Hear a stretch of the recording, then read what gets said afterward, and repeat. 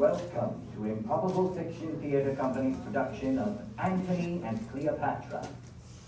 Be sure to visit IndieBartFest.com for tickets for Macbeth, Love's Labour's Lost, Measure for Measure, and Elizabeth Rex. At this time, silence any possible distractions and locate the nearest exit to you in case of an emergency. There will be a 15-minute intermission. Please enjoy an epic and intimate love story that conquered 2 nations. Indie Bard Fest's Antony and Cleopatra.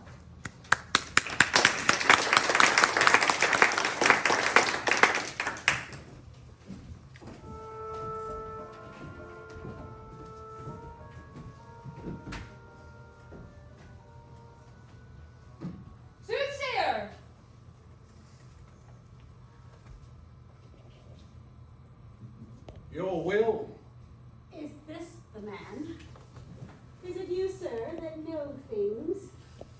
In nature's infinite book of secrets, a little I can read. Good sir, give me good fortune. I make not, but foresee. Show him your hand. Good now, some excellent fortune. Let me be married to 3 kings in a forenoon, and widow them all. Let me have a child at 50, to whom Herod of Jewry may do homage. Find me to marry with Octavius Caesar, and companion me with my mistress. You shall outlive the lady whom you serve. Iris, your fortunes are alike. What of my queen and her master? Either time or providence will tell. Oh wait, here comes my queen. Oh, if it be love indeed, tell me how much. There's beggary in the love that can be reckoned. How set a born how far to be beloved?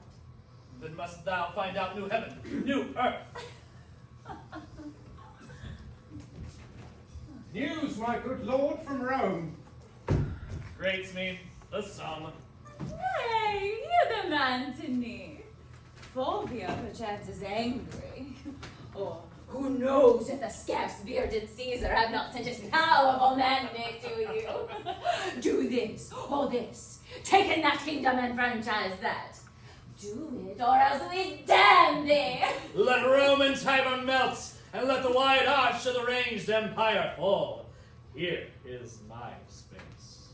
Kingdoms are clay. Our dungy earth alike feeds beasts as man. The nobleness of life is to do thus. When such a mutual pair and such a twain can do it, in which I bind on pain of punishment, the world to weeps, we stand up peerless. Excellent falsehood. Why did he marry Fulvia and not love her? I'll seem the fool that I am not. Antony will be himself. Ah, but stirred by Cleopatra. Now, for the love of love and her soft hours, let us not confound the time with conference harsh. There's not a minute of our lives should stretch without some pleasure now. What sports and nights? Hear the ambassadors. Fine, reigning queen, whom everything becomes, to chide, to laugh, to weep, whose every passion fully strives to make itself in thee fair and admired. No messenger but thine, and all alone. Tonight we'll wander the streets and note the qualities of people. Come, my queen, last night you did desire it. Speak not to us.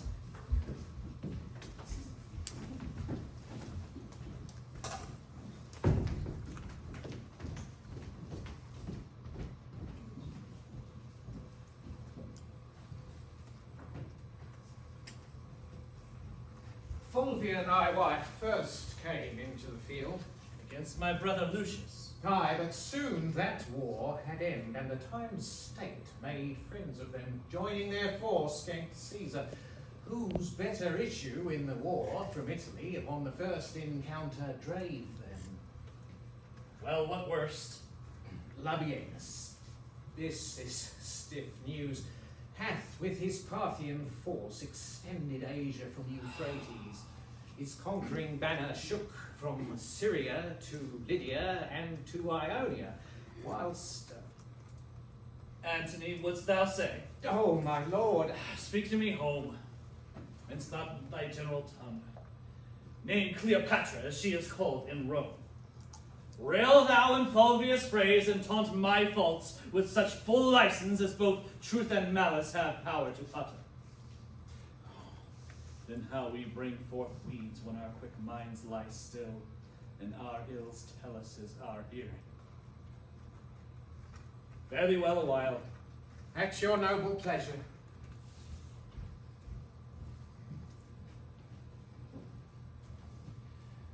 These strong Egyptian fetters I must break, or lose myself in dotage. Speak! I've been given report.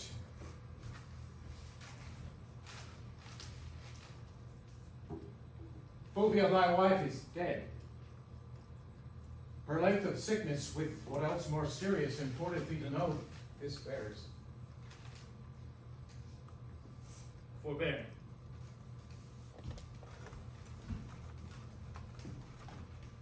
There is a great spirit gone.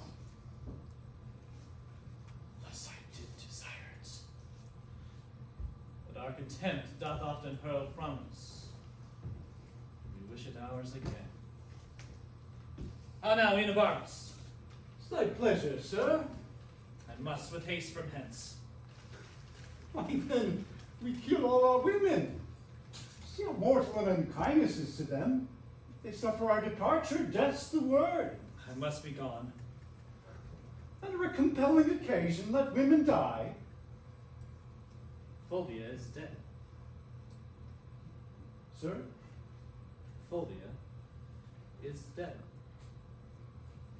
Why, sir, give the gods a thankful sacrifice. The business she hath broached in state cannot endure my absence. The business you have broached here cannot be without you, especially that of Cleopatra's, which wholly depends upon your abode. No more light answers. Give our officers notice of what we purpose. I'll break the cause of our expedience to the queen and get her leave to part. For not alone the death of Fulvia, with more urgent touches, do strongly speak to us, but letters too, from our many contriving friends in Rome, petition us at home. Sextus Pompey hath given the dare to Caesar, and commands the empire of the sea. Say our pleasure is such to those whose place is under us, requires our quick remove from hence. I shall do it.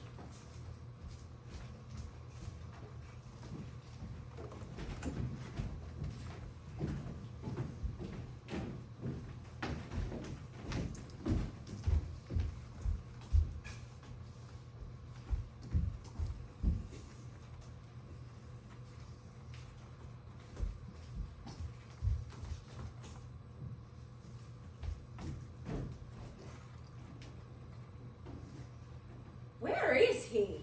I did not see him since. See where he is, who he's with, and what he does. I did not send you.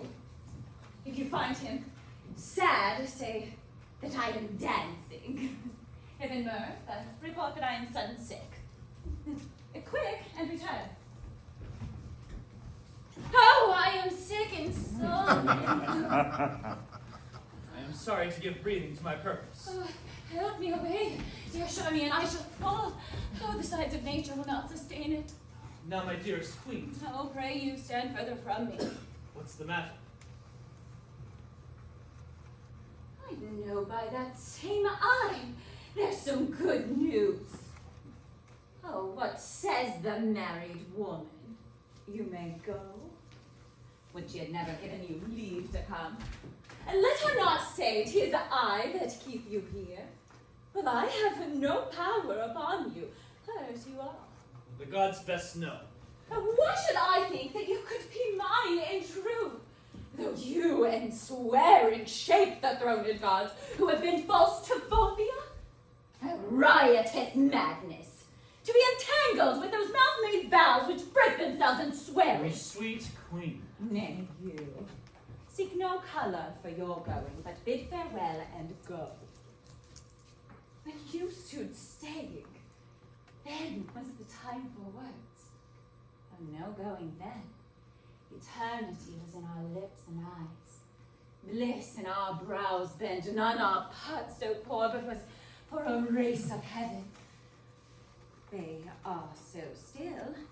O thou, the greatest soldier of the world, art turned to the greatest liar. how now, lady? I would I had thy ages, thou shouldest know there was a heart in Egypt. Hear me, queen.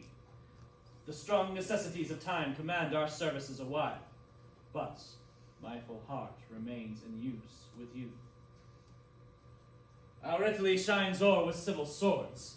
Sextus Pompey approaches the port of Rome. Equality amongst two domestic powers breeds scrupulous faction. The hated, grown to strength, now newly grown to love. The condemned Pompey, rich in his father's honor, creeps apace and into the hearts of those who have not thrived upon the present states, whose numbers threaten and quiet. Grown sick of rest, would purge at any desperate change. My more particular, and that which with you should most safe my going, is Fulvia's death.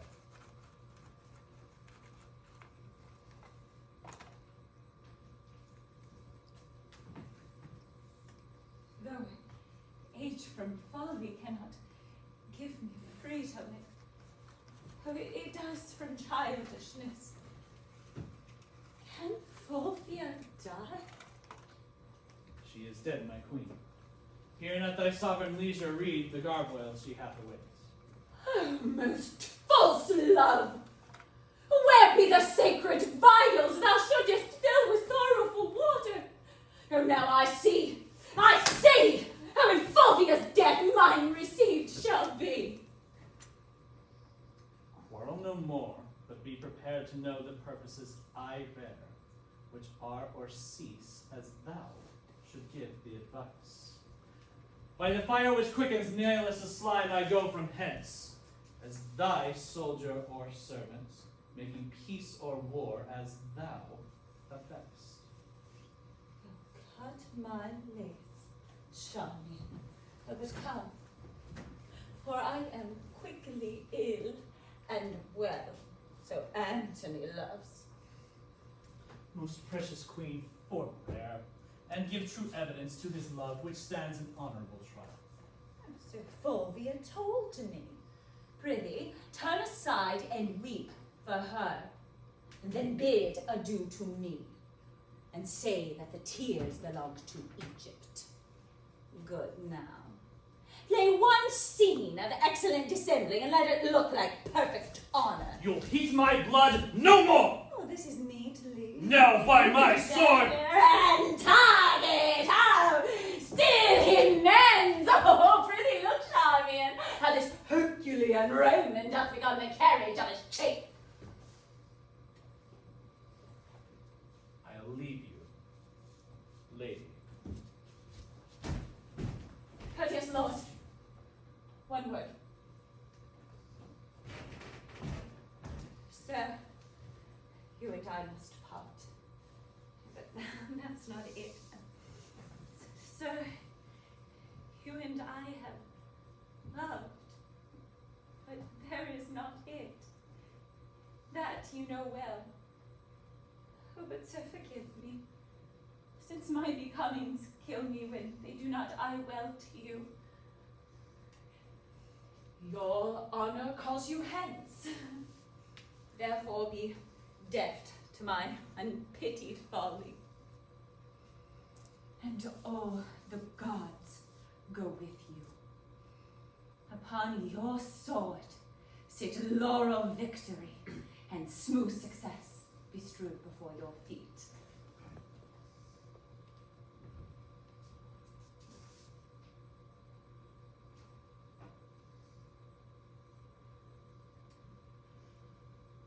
Let us go. Come. Our separation so abides and flies, so that though thou remaining here, goest yet with me, and I hence fleeting, remain here with you.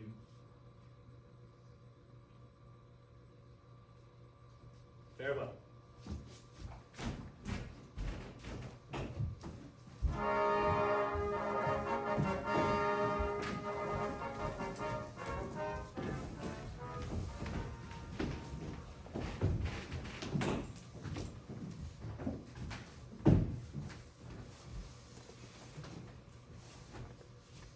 You may see, Lepidus, and henceforth know it is not Caesar's natural vice to hate our great competitor. From Alexandria, this is the news. He fishes, drinks, and wastes the lamps of night in revel.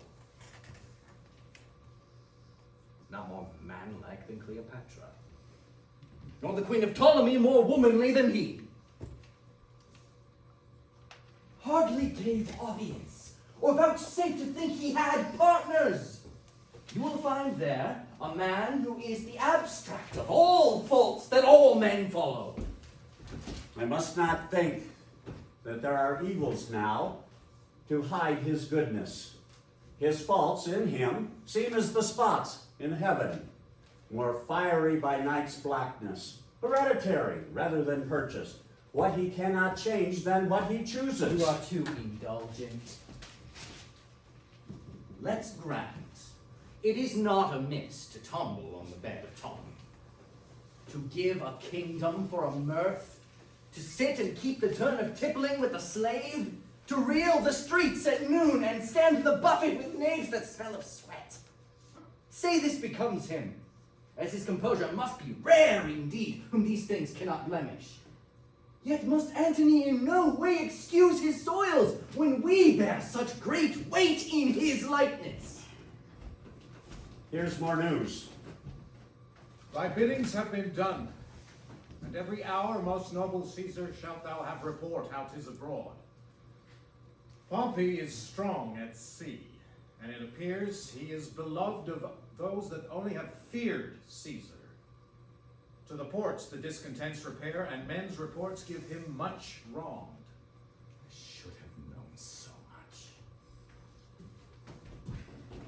Antony, leave thy lascivious wassels.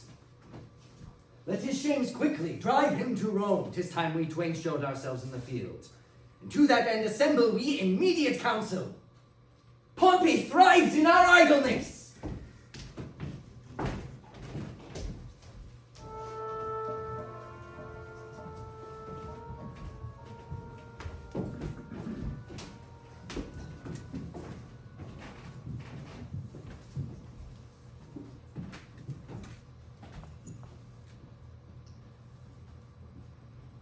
Charmian, where thinkest thou is he now? Stands he or sits he? Or does he walk? Or is he on his horse? Oh, happy horse, to bear the weight of Antony. Do bravely, horse, for wouldst thou know who thou movest? Oh, the dim atlas of this earth, the arm and burgonet of men. Oh, he's speaking now, or murmuring. Where is my serpent of old Nile? So he calls me. Now I feed myself with the most delicious poison. Think on me, Madame, with Phoebus's amorous pinches black, wrinkled deep in time. Broad-fronted Caesar, when thou wast here above the ground, I was a morsel for a monarch. Oh, and the great Pompey would stand and make his eyes grow in my brow. There would he anchor his aspect and die with looking on his life. Sovereign of Egypt, hail! Much unlike thou art, Mark Antony.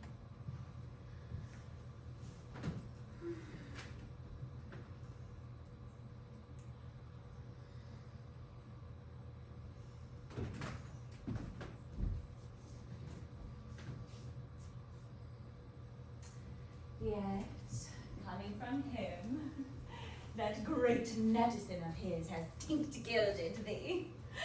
Oh, how goes it with my brave Mark Antony? Last thing he did, dear queen, he kissed the last of many doubled kisses. His orient pearl. His speech sticks in my heart.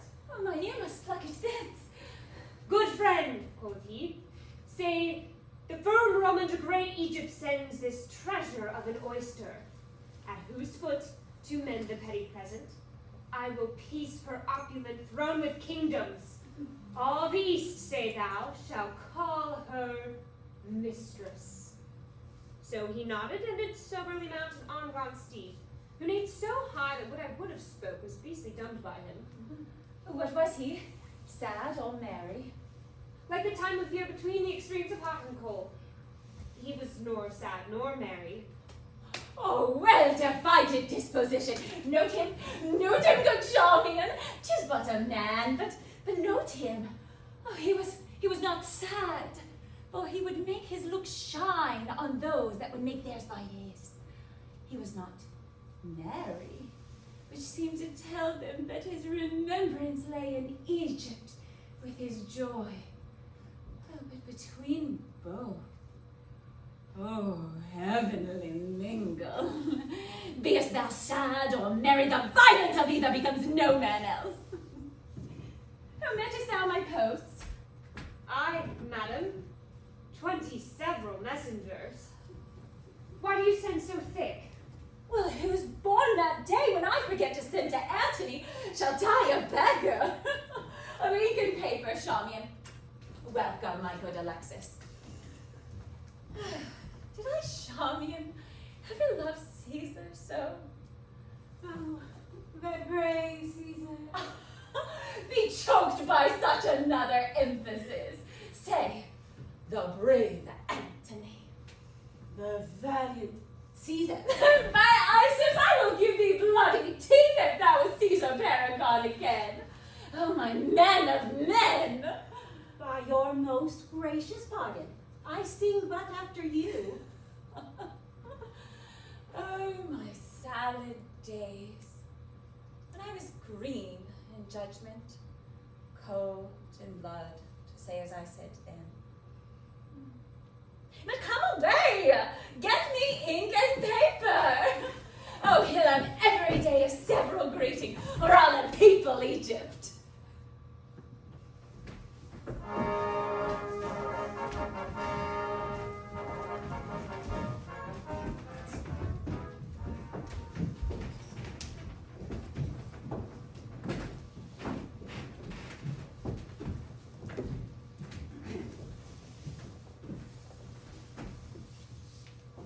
Welcome to Rome. Thank you. Sit. Sit, sir. Nay then.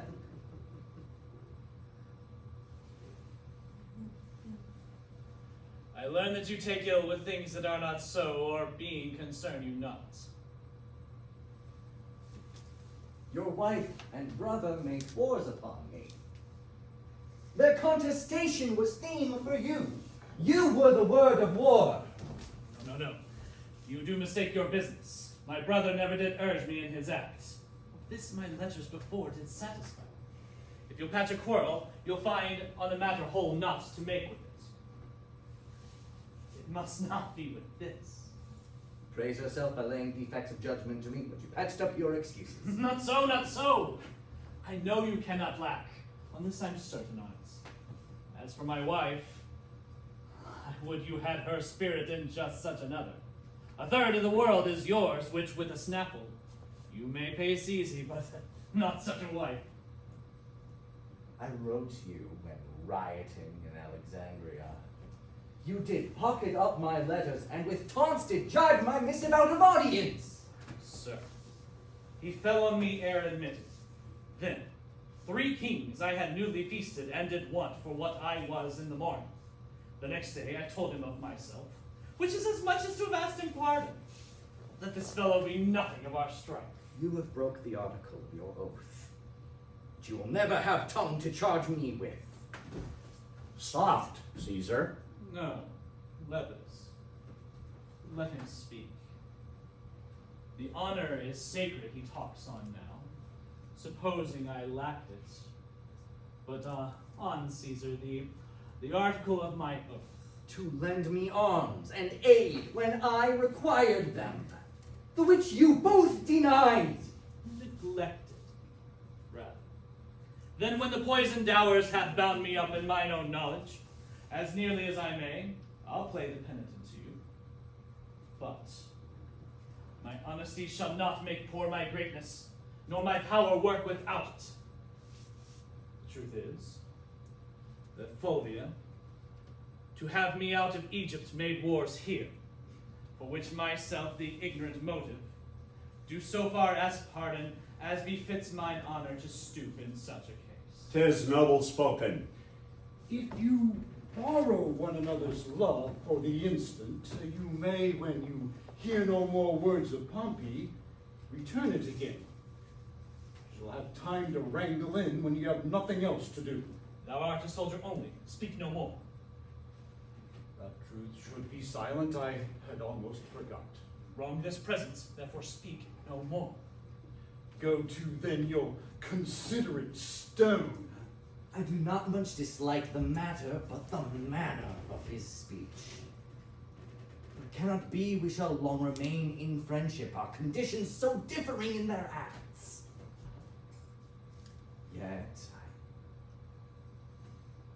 Yet if I knew what hoop would hold us stanch, from edge to edge of the world, I would pursue it. Give me leave, Caesar.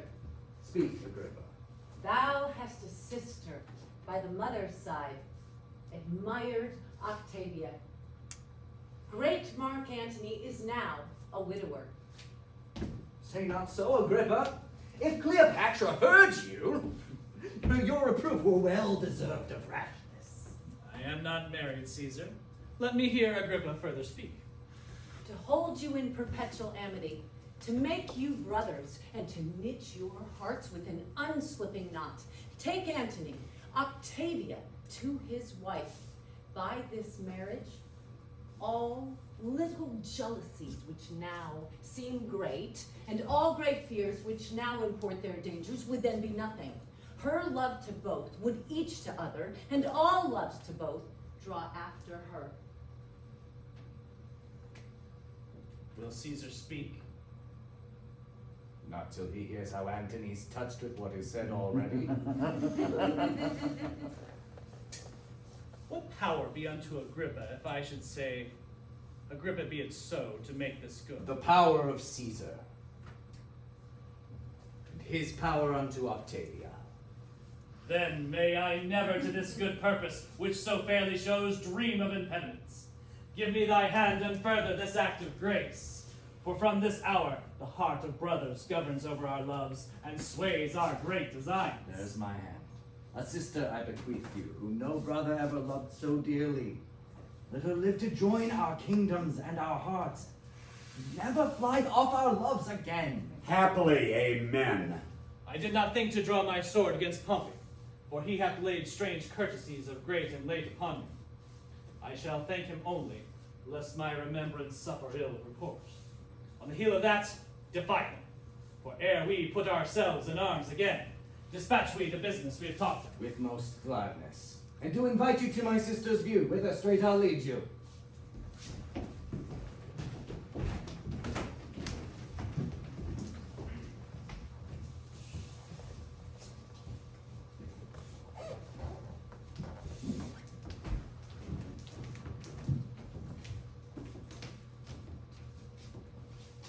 The world and my great office will sometimes divide me from your bosom.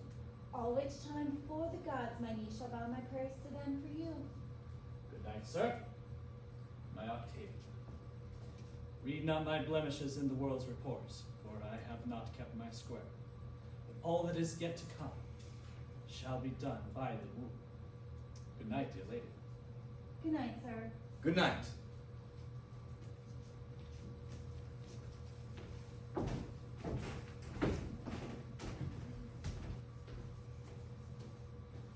Be it art or hap, the very dice obey him.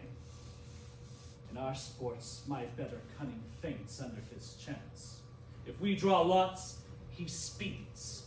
His cocks do win the battle still of mine. And when it's all for naught, his quails ever beat mine and hoot at odds.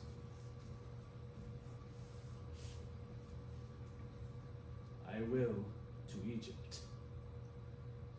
For though I make this marriage for my peace, in the east my pleasure lies.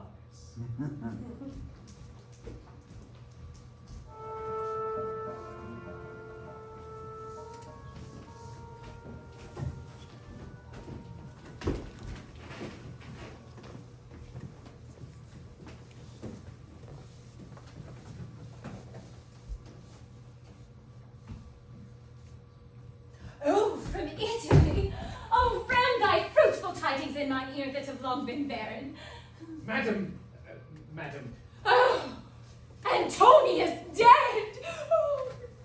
Oh, if thou say so, villain, thou killest thy mistress. Oh, but if well and free, if thou so yields him, there is gold for thee. And here, my bluest veins to kiss. A hand that kings have lipped and trembled kissing. First, madam, he is well. Why, there's more gold.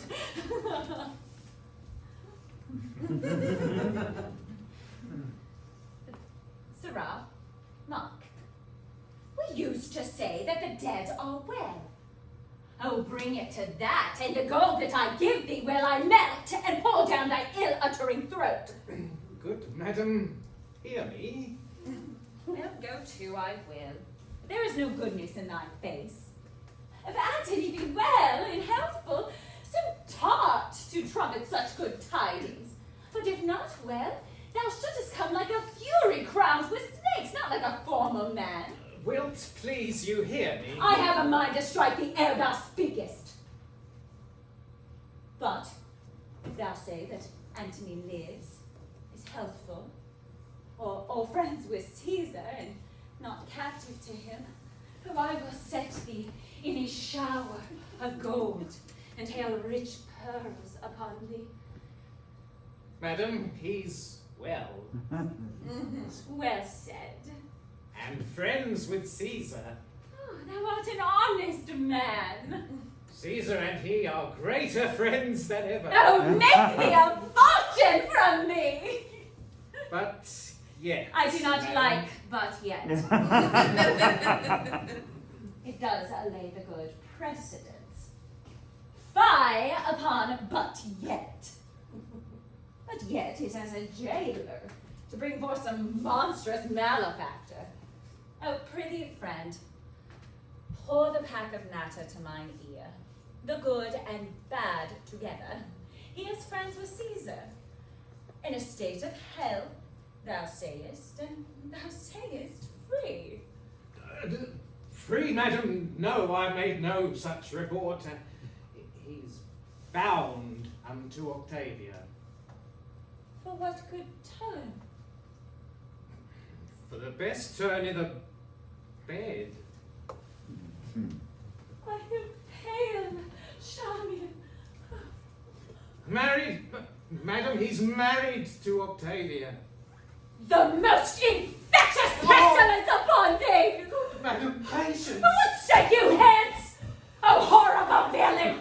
I will spurn thine eyes like balls before me! I will inhale thy head! Thou shalt be wet with wire, stewed in brine, and smarting in a lingering pickle! Gracious madam, I that to bring the news made not the match. Who said it is not so? A province I will give thee, and make thy fortunes proud. The blow thou hadst shall make thy peace, for moving me to rage, and I will boot thee with what gift thy modesty can beg. He's married, madam.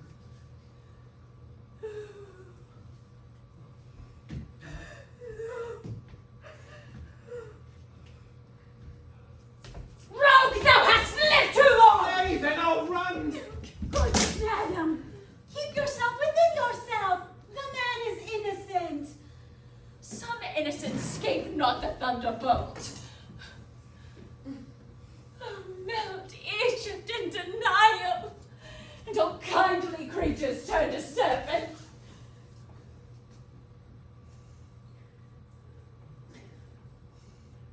Call the slave again.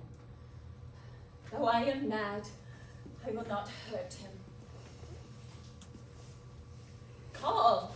He is afeard to come. I will not hurt him. His hands do lack a nobility that they strike a meaner than myself, since I myself have given myself the cause.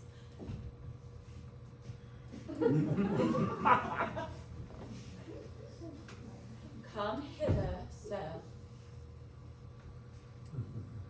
Though it be honest, it is never good to bring bad news. Give a gracious message and host of tongues, but let ill tidings tell themselves when they be felt. I have done my duty. Is he married? Slave, I cannot hate thee worse than I already do. If thou again say yes. He's married, madam. The gods confound thee! Dost thou hold there still? Should I lie, madam? I would that you didst. That half my Egypt was submerged and made a cistern for scaled snakes. He is married? Beg your highness pardon.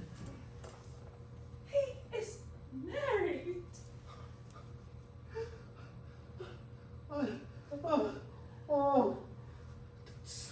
I speak not to insult thee, madam. To punish me for what you make me do seems much unequal. He's married to Octavia. Oh, that his faults should make a knave of thee. Oh, get thee hence. The merchandise thou hast brought from Rome are all too dear for me. Lie them upon thy hand and be undone by them. Good highness, patience.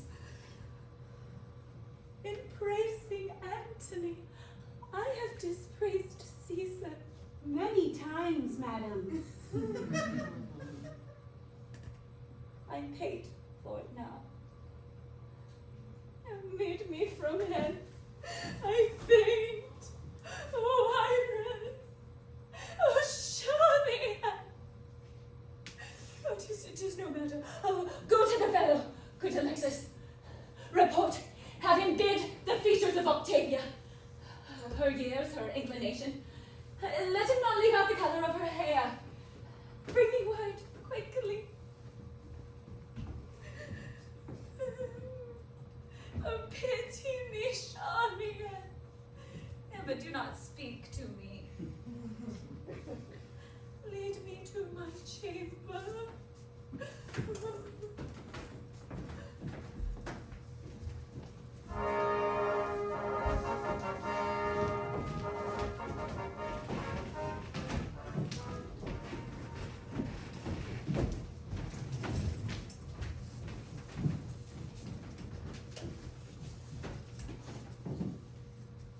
Take from me a great part of myself. Use me well in it, most noble Antony, for better we might have loved without this mean, if on both parts this be not cherished. Make me not offended in your distrust. I have said. You shall not find, though you may therein be curious, the least cause of what you seem to fear. But no, the gods keep you, and make the hearts of Romans serve your ends. We will part here. Farewell, my dearest sister. Fare thee well. The elements be kind to thee. Make thy spirits all of comfort. Fare thee well. My noble brother. Come, sir, come, and let me wrestle you in the strength of my love. Look, here I have you. Thus I let you go, and give you up to the gods. Adieu. Be happy. Let all the numbers of the stars give light to thy fair way. Farewell! Farewell! Farewell.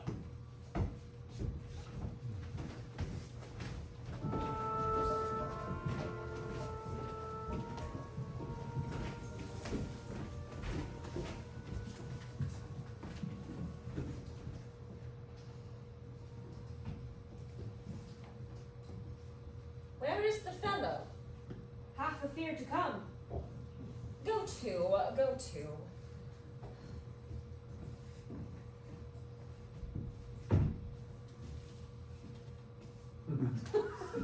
Come hither, sir. Come down here. Most gracious Majesty, Didst thou behold Octavia? I, dread Queen. Where? Madam, in Rome, I looked her in the face and saw her led between her brother and Mark Antony. Is she as tall as me? She is not, madam. Didst thou hear her speak? Is she shrill-tongued or low? Madam, I heard her speak. She is low-voiced. Well, that is not so good. You cannot like her long. Like her? Oh, Isis, it's impossible. I think so charming and dull of tongue and dwarfish. What majesty is in her gait? Rememberest, if ever thou look'st on majesty. She creeps. Her motion and her station are as one. She shows a body rather than a life, a statue than a breather. Is this certain? Or I have no observance. Three in Egypt cannot make better note. Oh, he is very knowing. Why, I perceive it there is nothing in her yet. The fellow has good judgment. Excellent. Guess at her years, I pray thee. Madam, she was a widow. Widow! Charming in her! And I do think she's 30. Fairest her face in mind. Is it long or round? Round, even to faultiness. Oh, and for the most part, too, they are foolish that are so. Her hair, what colour? Brown, madam. And her forehead as low as she would wish it. There is gold for thee. Now thou must not take my former sharpness ill. I will employ thee back again. I find thee most fit for business. Get thee ready. Our letters are prepared. A proper man. Oh, indeed he is so. I repent me much that I harried him. When methinks by him that this creature is no such thing. Nothing, madam. Oh, I have one more thing yet to ask him. 'Tis no matter. Charmian, thou shalt bring him here to me where I will write. All may be well enough. I warrant you, madam.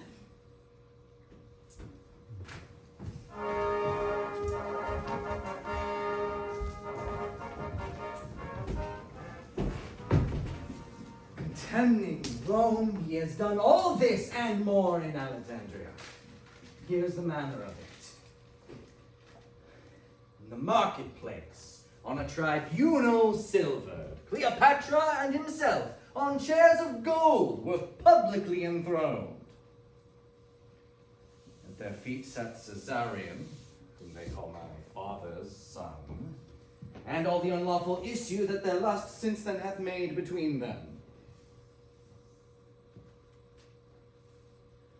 Unto her he gave the establishment of Egypt, made her of Lower Syria, Cyprus, Lydia, absolute queen.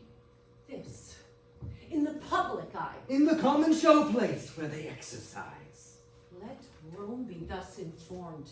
Queasy with his insolence already will good thoughts call from him. The people know it and have now received his accusations. Who does he accuse?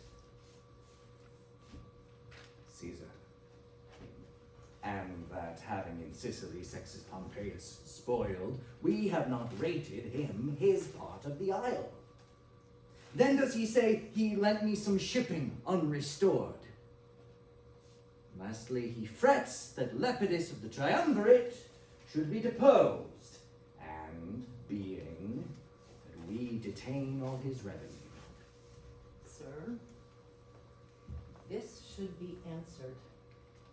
'Tis done already, and the messenger gone. I told him Lepidus was grown too cruel, that he his high authority abused, and did deserve his change. For what I have conquered, I grant him part.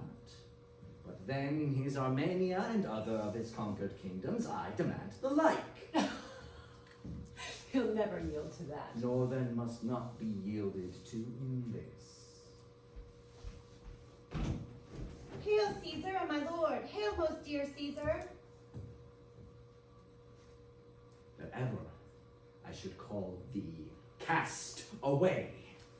You have not called me so, nor have you cause. Why have you stolen upon us thus? You come not like Caesar's sister, the wife of Antony, should have an army for an usher. Good, my lord. To come as I was not constrained, but did it on my free will. My lord, Mark Antony, hearing that you prepared for war, acquainted my grieved ear withal. Whereon I begged his pardon for return. Which soon he granted, being an obstruct between his lust and him. Do not say so, my lord. I have eyes upon him, and his affairs come to me on the wind. Where is he now? My lord, in Athens. No, my most wronged sister, Cleopatra, hath nodded him to her. He hath given his empire up to a whore, who are now levying the kings of the earth for war. Ay me, most wretched, that have my heart parted betwixt two friends to afflict each other. Welcome to Rome!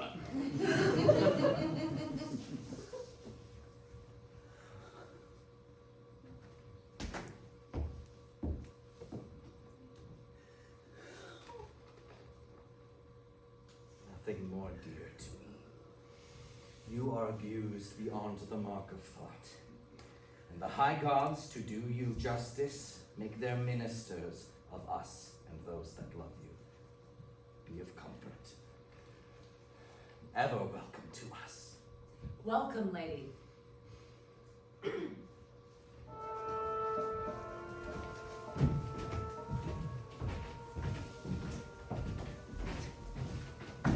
I will be even with thee, doubt it not.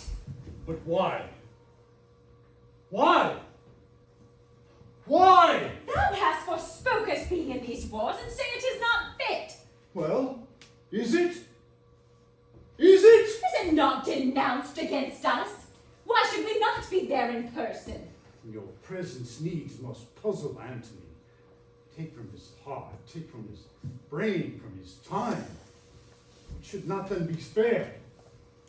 He is already traduced to levity. To set in Rome that Plotinus, a eunuch, and your maids managed this war. Sink, Rome, and let tongues rot that speak against us. A charge we bear in the war, and as the president of my kingdom, I will appear there for a man. Speak not against it. I will not stay behind. Nay, I have done. Here comes the emperor. Is it not strange, Canidius, that from Tarentum through Brundisium, he should so quickly cut the Ionian Sea and take in Turin? You've heard on, sweet. Celerity is never more admired than by the negligent. A good rebuke, which might have well become the best of men to taunt its slackness. Canidius, we will fight with him at sea. By sea? What else? Why will my lord do so? For that he dares us to it. So hath my lord dared him to single fight? Aye, and to wage this battle at Pharsalia, where Caesar fought with Pompey. These offers that serve not for his vantage he shakes off, and so should you. Your ships are not well manned. Your mariners are muleteers, reapers, people engrossed by swift impress. In Caesar's fleet are those that often against Pompey fought. Their ships are yard, yours heavy. No disgrace shall befall you for refusing him at sea, being prepared for land. By sea, by sea. Most worthy sir, you therein throw away the absolute soldiership you have by land. I will fight him at sea. I have 60 sails, season and better. Our overplus in shipping we will burn. Then, with the rest fully manned, at the head of Actium, beat the approaching Caesar. If we fail, we'll do it by land. How now, worthy soldier? This news is true, my lord. He is descried. Caesar has taken Taurine. Can he be there in person? It is impossible. Strange as his power should be. Canedius, our 19 legions thou shalt hold by land, and our 12,000 horse. We will to our ship. Away, my Thetis. Oh, noble emperor, do not fight by sea. Trust not to rotten planks. Do you misdoubt this my sword and these my wounds? Let the Egyptians and the Phoenicians go a-ducking. We have use to conquer, standing on the land and fighting foot to foot. Well, well, away. By Hercules, I think I am in the right. Thou art, but his whole action grows not in the power on't. So our leaders led, and we are women's men.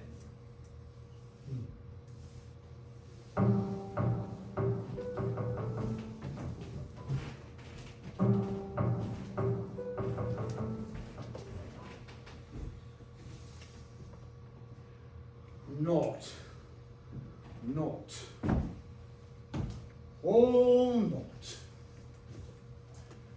The Antonian, the Egyptian captain with all their 60, fly, turn rudder. To see it, mine eyes are blasted. Gods and goddesses, all the whole synod of them. What's thy passion? The greater cantle of the world is lost with thy fairy ignorance. We have kissed away kingdoms and provinces. How appears the fight? On our side, like the token pestilence, where death is sure. Yon rebodred nag of Egypt, whom leprosy o'ertake in the midst of the fight, when vantage like a pair of twins appear and hoist sails and flies. That I beheld. Mine eyes did sicken at the sight, no could no long behold a further view. She once being loosed, the noble did ruin of her magic. Antony claps on his sea wing, and like a doting mallard flies after her. I have never seen an action of such shame, experience, manhood. Never before did violate so itself. Alack.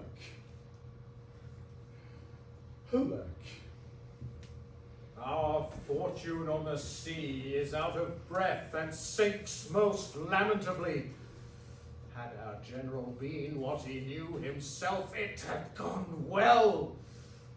He has given example for our flight most grossly by his own.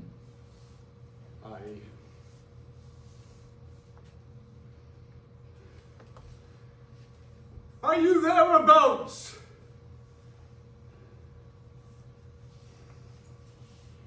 Why then, good night indeed. Toward Peloponnesus are they fled? 'Tis easy to, and there I will attend what further comes. To Caesar will I render my legions and my horse. 6 kings already show me the way of yielding.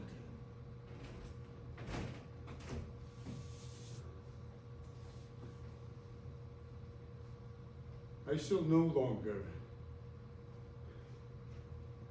behold Antony, though yet my reason sits in the wind against me.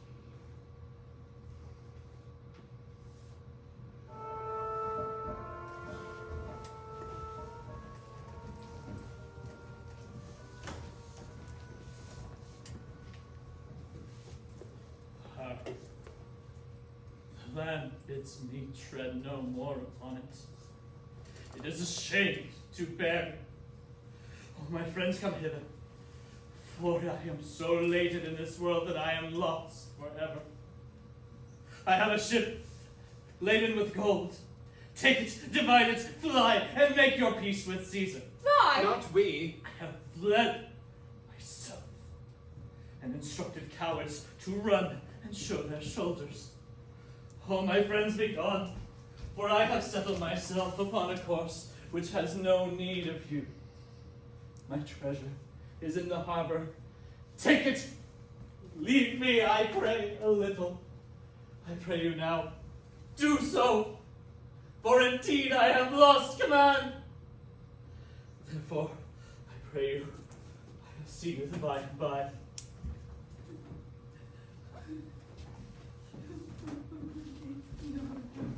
Nay, gentle madam, to him, comfort him. Do, most dear queen. Let me sit down, oh Juno. Oh, no. See you here, sir. Fine. Madam, Sir, great empress. Sir. Yes, sir, yes. He, at Philippi, did keep his sword end like a dancer, while I struck the lean and wrinkled Cassius. And 'twas I, the mad Brutus, ended. He loved, dealt in tenantry, and practiced not in the brave squares of war, but now, no matter. The queen, my lord, the queen. Go to him, madam, speak to him. He is unqualified with very shame. Sustain me. Most noble sir, the queen approaches. Her head's declined and death will seize her, but your comfort makes the rescue. I have offended reputation. Sir, the queen. Oh, whither hast thou led me, Egypt?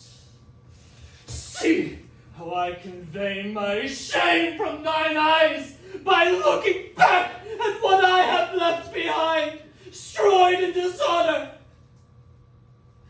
My lord, I'm sorry, please. Forgive my fearful sails. I little thought that you would have followed. He shams! Thou knewst too well that my heart was to thy rudder tied by strings, and that thou shouldst tow me after. On my spirit, thy full supremacy thou knewest, and that thy back might from the bidding of the gods command me. Now I shall have to the young man send humble treaties and dodge and palter in shifts of lowness, while I, with the bulk of the world, did play as I pleased, making and marring fortunes. You didn't know how much you were my conqueror, and that my sword, made weak by my affection, would obey on any cause. My lord, pardon. Pardon.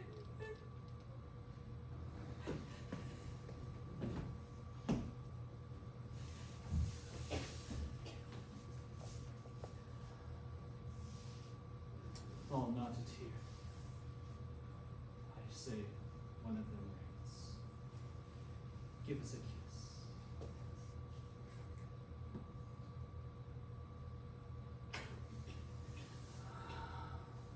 For even this repays me. We sent our schoolmaster to come back. Oh, my love, I am so full of lead. Some wine within there and our viands. Fortune knows we scorn her most when she offers flowers.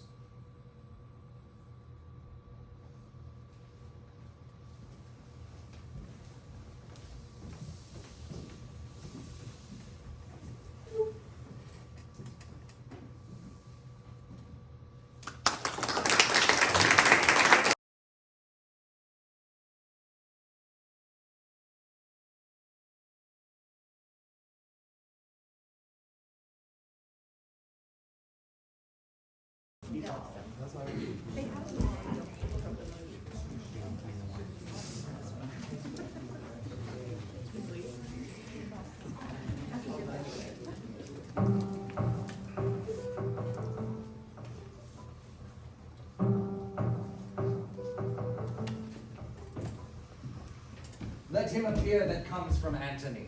Know you him? Oh, Caesar 'tis his schoolmaster. An argument he has plucked when he sends so poor opinion of his wing, who had superfluous kings for messengers not many moons gone by. Approach and speak! Such as I am, I come from Antony. I was of late as petty to his ends as is the morn dew on the myrtle leaf to his grand sea. Be it so, declare thine office. Lord of his fortunes, he salutes thee, and requires to live in Egypt. This not granted, he lessens his requests, and of thee sues to let him breathe between the heavens and earth a private man in Athens. This for him. Next, Cleopatra does confess thy greatness, submits her to thy might, and of thee craves the circle of the Ptolemies for her heirs, now hazarded to thy grace.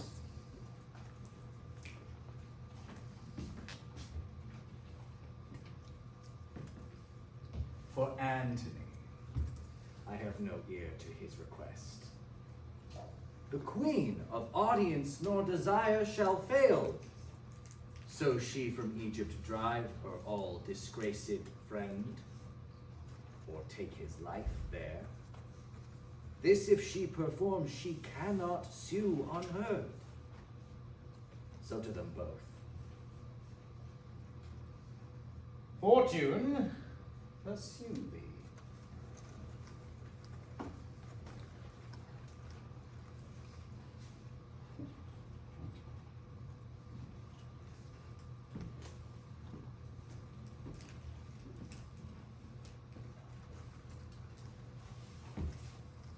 From Antony, win Cleopatra. Promise, and in our name, what she requires. Make more from thy edition, offers. Women are not in their best fortunes strong, but what will perjure the net touched vestal? Try thy cunning, Dolabella. Make thine own edict for thy pains, which we will answer as a law. Caesar, I shall.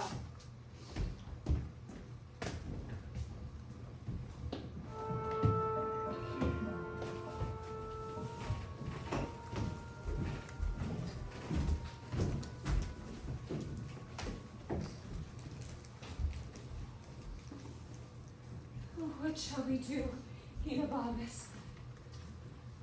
Think and die. Are we or Antony at fault for this? Oh, Antony only, that would make his will lord of his reason. Though you fled from that great face of war whose several ranges frightened each other, why should he follow? The itch of his affection should not have nicked his captainship. Such a point when half to half the world opposed, he being the mid question, was a shame. No less than was his loss to course your flying flags and to leave his navy gazing. Prithee, peace.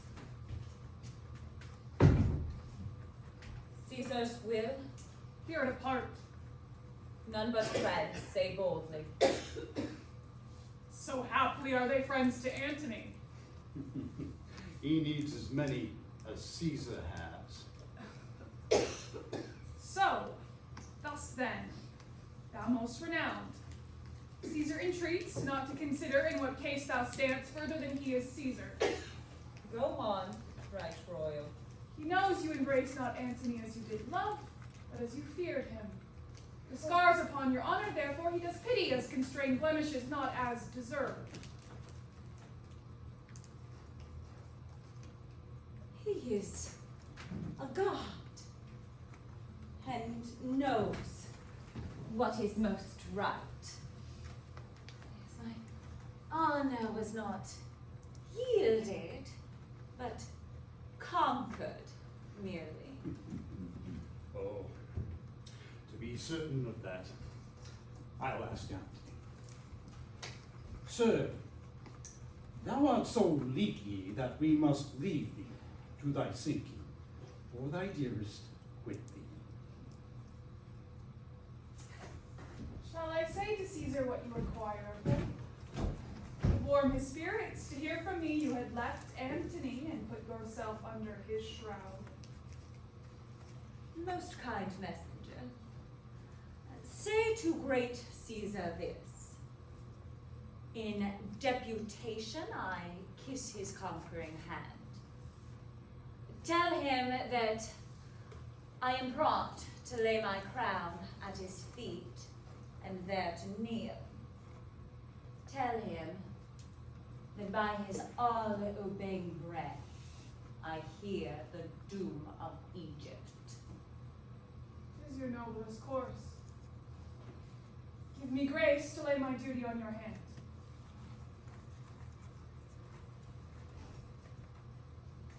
Your Caesar's farther oft, when he hath mused in taking in kingdoms, bestowed his lips on that unworthy place.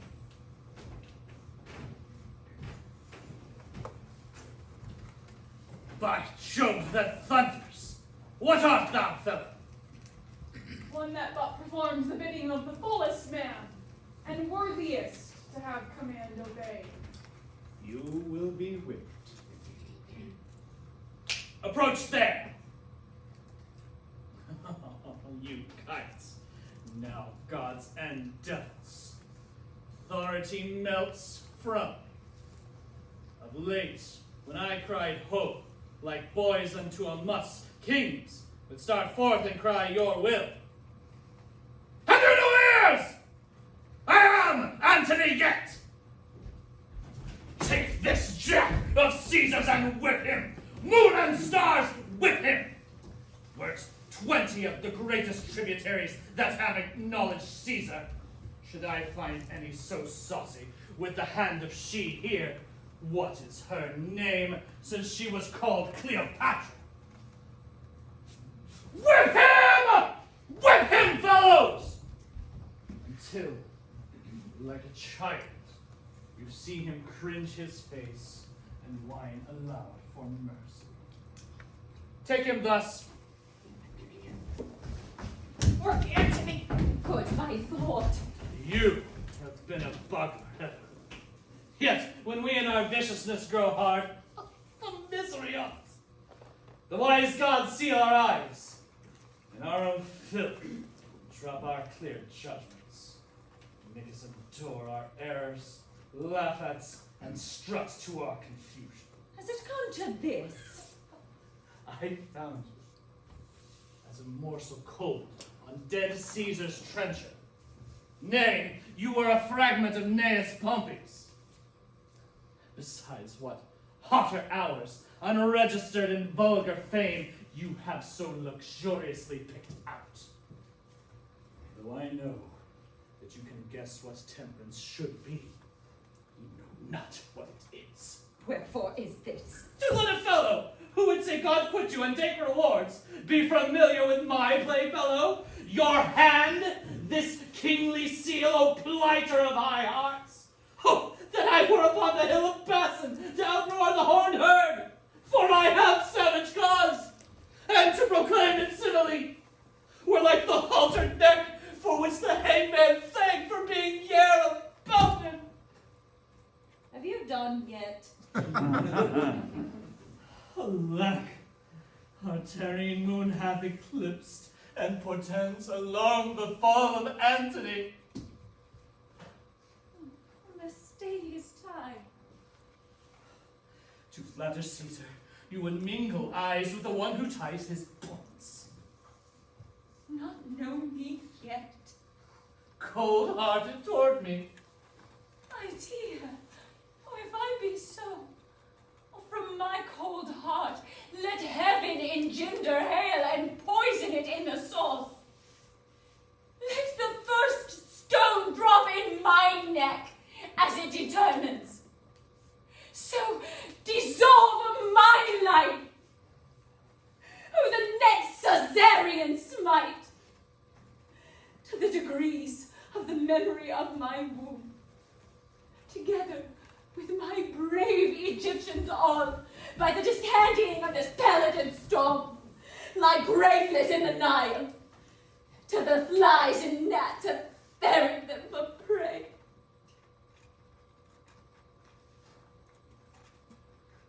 I am satisfied.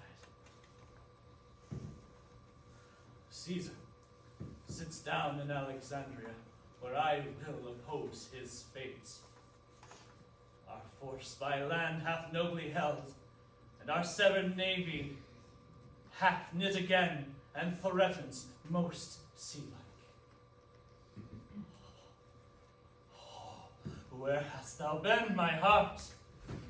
Doth thou hear, lady? If I shall appear from the field to kiss these lips once more, I shall appear in blood. I and my sword will earn our chronicle. There is hope in it yet. That's my brave lord. I shall be treble-sinewed, hearted, breathe and fight maliciously. For when mine hours were nice and lucky, men did ransom lives of me for jests. Now I'll set my teeth and send to darkness all who stop me. Come, my queen, let's share one other gaudy night. Call to me all my sad captains. Let us fill our bowls once more and mock the midnight bell. It is my birthday. I had thought to have held it forward. Since my lord is Antony again, I shall be Cleopatra. We will yet do well.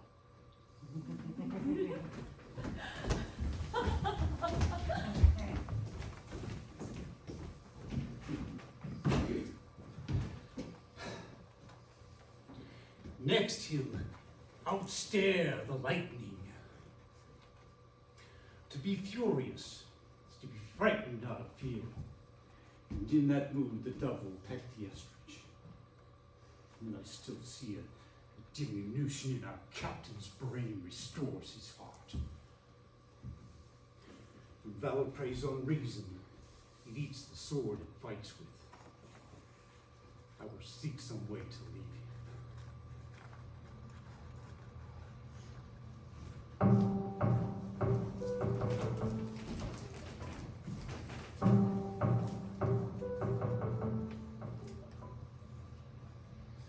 The gods make this a happy day to Antony. Wouldst thou and those thy scars have once prevailed to make me fight by land? Hast thou done so, the kings that have revolted, and the soldiers that left this very morning would have still followed thy heels. Who's gone this morning? Who? One ever near thee. Call for Enobarbus, he shall not hear thee, or from Caesar's camp. Say, I am none of thine. What sayest thou? Sir, he is with Caesar. His chests and treasure he has not with him. Is he gone? Most certain. Scarce go. Send his treasure after. Do it! Detain no jot. I charge thee right to him, for I will subscribe to him gentle adieus and greetings. Tell him I wish he never have more cause to change a master. All my fortunes have corrupted honest men. Dispatch. Barnes.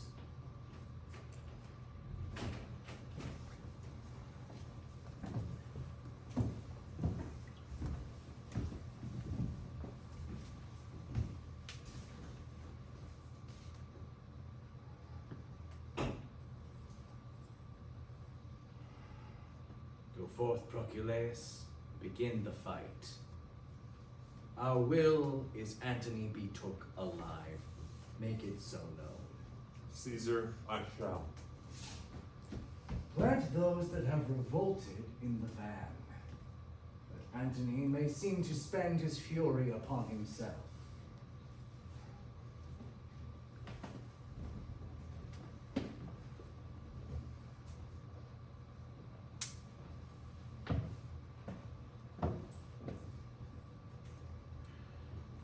Marcellus did revolt, and went to jury on the affairs of Antony. There he did persuade the great Herod to incline himself to Caesar, to leave his master Antony. For his pains, Caesar hath hanged him.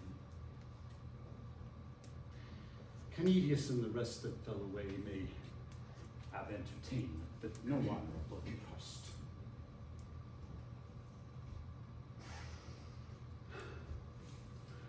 I have done ill, in which I accuse myself so sorely that I will joy no more.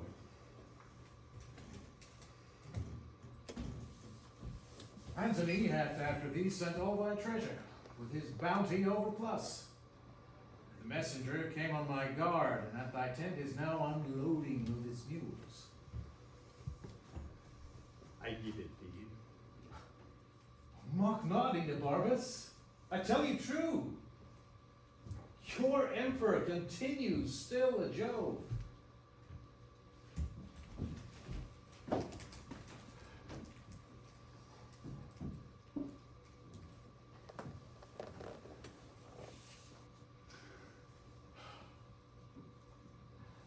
I am alone, the villain of the earth, and I feel I am so most. Oh, Antony, thou mine of bounty, how wouldst thou have paid my better service when my turpitude thou hast so crowned with gold? This blows my heart.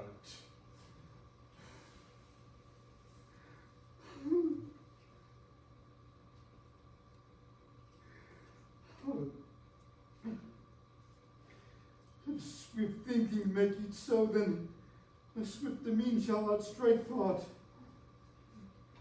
No thought should do it, I feel.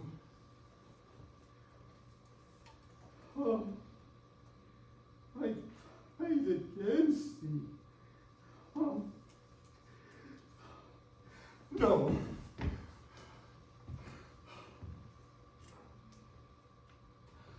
I shall seek some ditch wherein to die. Foulness best fits my latter part of life.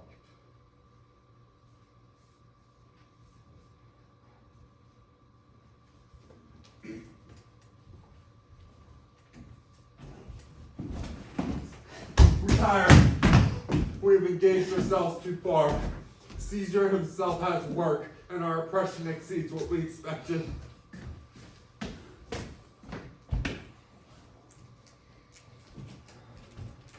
Oh, my noble emperor, this is fought indeed. Had we done so at first, we would have driven them home with clouts about their heads. Thou bleedst apace. I had a wound here that was like a T, but now it is made an H.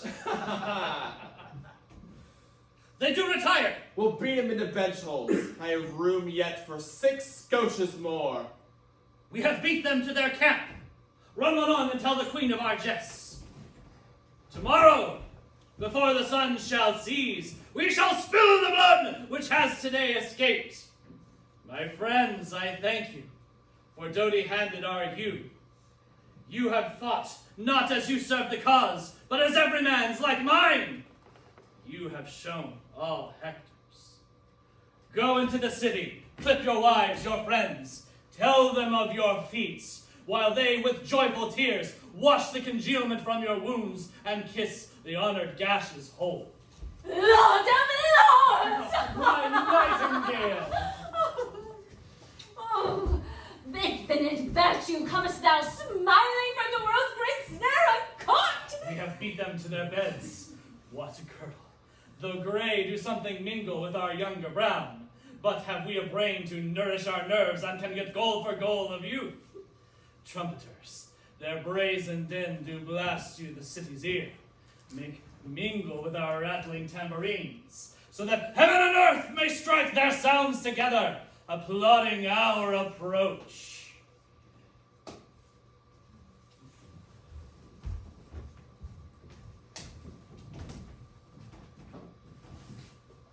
Their preparation today is by sea.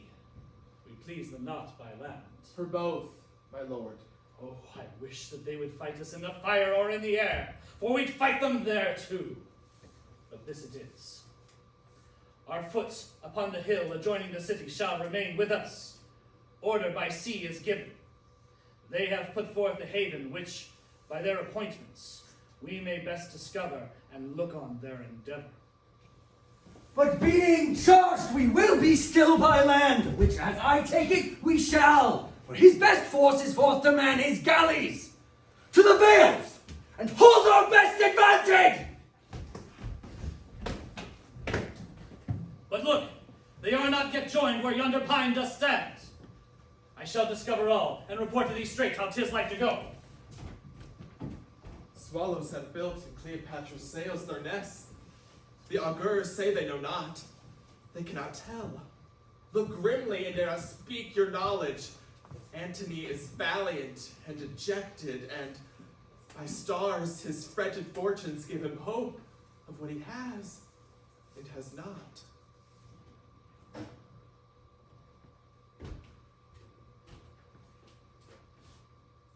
All is lost. Oh, this foul Egyptian hath betrayed me. My fleet has yielded to the foe. They cast their caps up and carouse together like friends long lost. Triple turn, whore! 'Tis thou hast sold me to this novice. My heart makes only wars upon thee. Bid them fly! For when I have done all, and I am revenged against my charm, then I will have done all. Bid them fly! Begone! O son, thy uprise I shall see no more. Fortune and Antony part here. Even here do we shake hands. All come to this. Those whose hearts had spaniel me appealed, whom I gave their wishes, do discandy and melt their sweets on blossoming Caesar. This pine is barked, which overtopped them all. Betrayed I am, this false soul of Egypt. This grave charm, whose eye did beck forth my wars and called them home, whose bosom was my crowns, my chief end.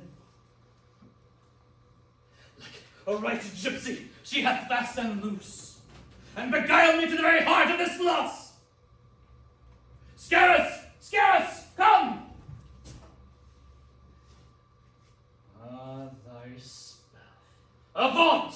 Why is my lord enraged against his love? Vanish, or I shall give thee thy deserving and blemish Caesar's triumph. Let him hoist you up to the shouting plebeians, and follow behind his chariots like the greatest spot of all thy sex, most monster-like, and be shown to porous diminutives and dolts. And let patient Octavia plough thy visage with her prepared nails. 'Tis best that thou art gone, for if it be well to live, it is best that thou fellest into my fury. For one death might have prevented many. Scarus! The shirt of Nessus is upon me. Teach me, Alcides, thou mine ancestor, thy rage, that I might launch Lycus o'er the horns of the moon, and with those same hands grasp the heaviest club and subdue my worthiest self.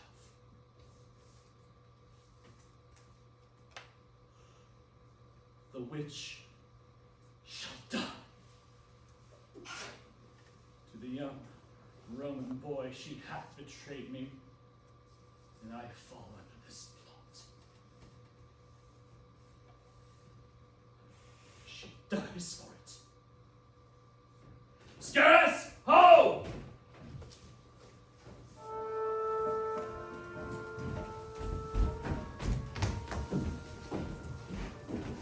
Help me, my women. Oh, he is more mad than a Telamon for his shield. The boar of Thessaly was never so embossed. To the monument. Airlock yourself and send him word you are dead. Soul and body thrive not more in party than greatness going off. Yes, to the monument. Iris, go. Tell him that I have slain myself. Say that the last I spoke was Antony, and word it, prithee, piteously. Hence, Iris, bring me how he takes my death.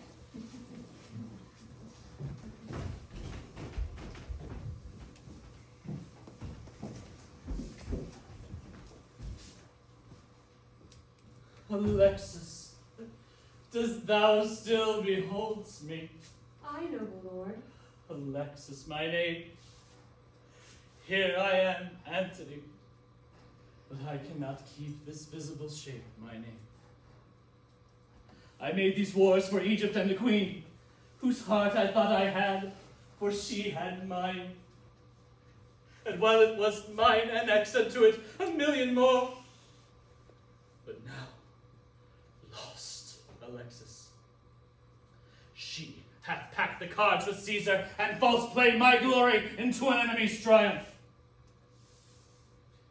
Oh, weep not, gentle Alexis. There is still ourselves to end ourselves. O vile lady, she hath robbed me of my sword! No, Antony. My mistress loved thee, and her fortunes mingled with thine entirely. Hence, saucy servant, peace! She hath betrayed me, and she shall die the death! The death of one person can be paid but once, and that she has discharged. What thou wouldst do is done into thy hand. The last she spake was Antony, most noble Antony, and then, in the midst of a tearing groan, did break the name of Antony. It was divided between her heart and lips. She rendered life thy name so buried in her. Dead, then. Dead. Unarmed, Alexis.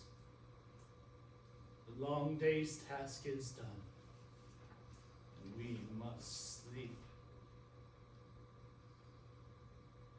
That thou departst here safe, dost pay thy labor richly. Go! Off! Pluck off! The sevenfold shield of Ajax cannot contain the battery from my heart. Oh, cleave my sides! Heart, for once be stronger than thy continent, and crack this frail case.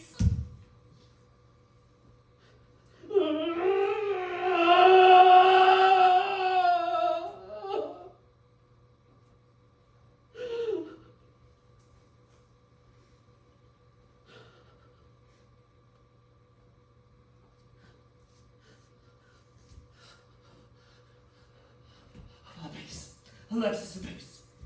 I am a soldier, no more.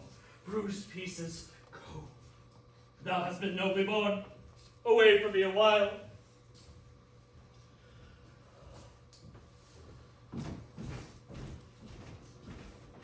I shall o'ertake thee, Cleopatra, and weep for my pardon. For so it must be. For now all length is torture. Now that the torch is out, lie down and stray no further. All labor mars what it does. Yea, the very force itself entangles with strength. Seal it when it is done. Alexis! I come, my queen, Alexis! Stay for me. Where souls do couch on flowers, we'll hand in hand. Our sprightly port will make the ghosts gaze. Dido and her Aeneas shall want troops, and all the haunts will be ours. Alexis! Alexis! What would my lord? Alexis. Since Cleopatra died, I have lived in such dishonor that the gods detest my baseness. I, that with my sword did quarter the world, and o'er green Neptune's back with ships made cities, to condemn myself to lack the courage of a woman by whose nobler mind her death our Caesar tells. I am conqueror of myself! Alexis, when I did set thee free, this swears not that when the exigent should come, which has come indeed, and I look behind at the inevitable prosecution of disgrace and horror, that thou wouldst on my command kill me. The time has come. 'Tis not me thou struckest, 'tis Caesar thou defeats. Put some color in thy cheek. The gods withhold me! Shall I do that which all the Parthian darts, though enemy, must aim and could not? Alexis, would thou be windows in great Rome, and see thy master with pleached arms, his head bent down his gorgeable neck, his face subdued to penetrative shame, while the wheeled seat of fortunate Caesar behold him and do brand him the baseness that ensued. I would not see it. Come, for with a wound I must be cured. Draw thy honest sword that thou hast worn most useful for thy country. Sir, pardon me. Alexis, when I did set thee free, swearest not then to do this when I bade thee. Do it now! Or all thy precedent services are but accidents unpursed. Draw and come. Turn from me then. That noble countenance, where the worship of the whole world lies. Lo, thee.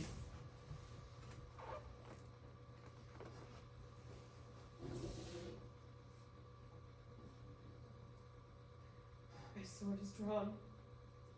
Then let it do at once the reason why thou hast drawn it.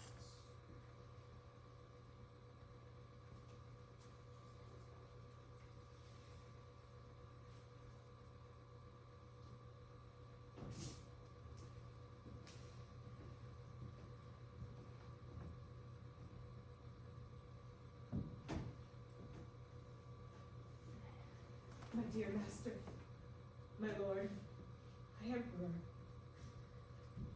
let me say before I strike this bloody stroke, farewell. 'Tis said, man. Farewell. Farewell, great chief. Shall I strike now? No, Alexis. There then, thus I do escape the sorrow of Antony's death.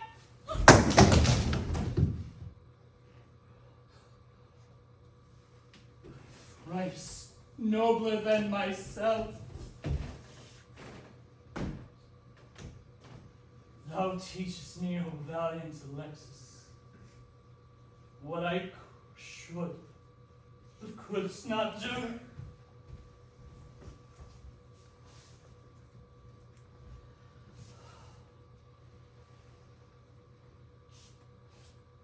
My queen, Alexis have, by their brave instruction, a nobleness upon me in record. But I will be a bridegroom to my death, and run to it like a lover's bed.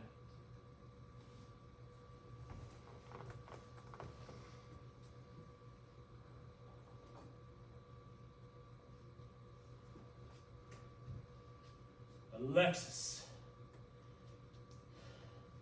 thy master dies, the scholar, to do this.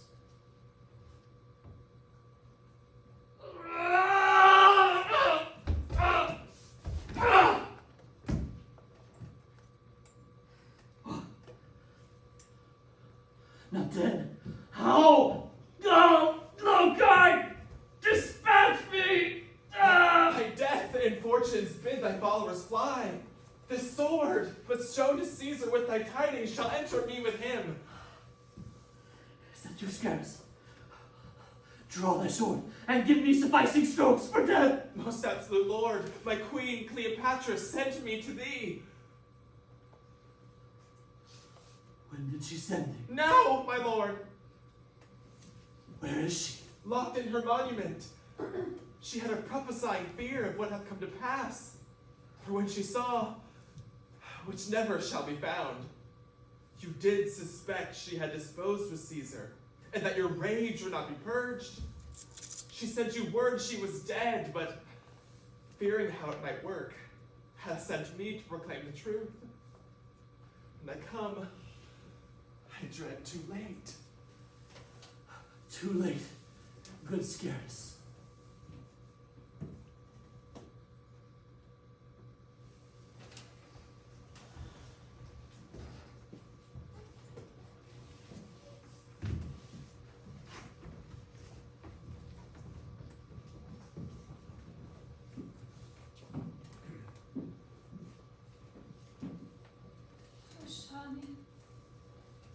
I will never go from hence. Be comforted, dear madam. No, I will not. All strange and terrible events are welcome. But comforts we despise. Our sighs of sorrow, apportioned, must be as great as that which makes it.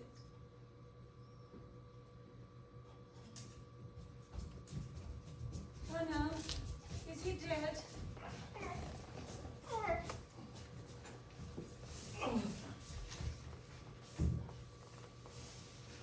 His death's upon him, but not dead. Look out of the other side your monument. His guard have brought him thither. Oh, sun, burn in the great sphere thou movest. Darkling stand the varying shore of the world. Oh, Antony! Antony, oh help me, show me, help me, Iris, oh help friend below. Oh, we shall draw him hither. Peace. Is not Caesar's valor hath overthrown Antony. Antony has triumphed on itself. So it should be, that none but Antony should conquer Antony. But woe, 'tis so. I am dying, Egypt. Dying. Only here do I importune death the while, until, of many thousand kisses, the poor last I lay upon thy lips. I dare not, Lord. Dear, pardon. I dare not. Lest I be taken. Not the imperious show of the full-fronted Caesar shall ever be broached with me. If knife-drugged serpents have edge, sting, or operation, I am safe. Your modest wife Octavia, with her still conclusion, shall acquire no honor, demurring upon me.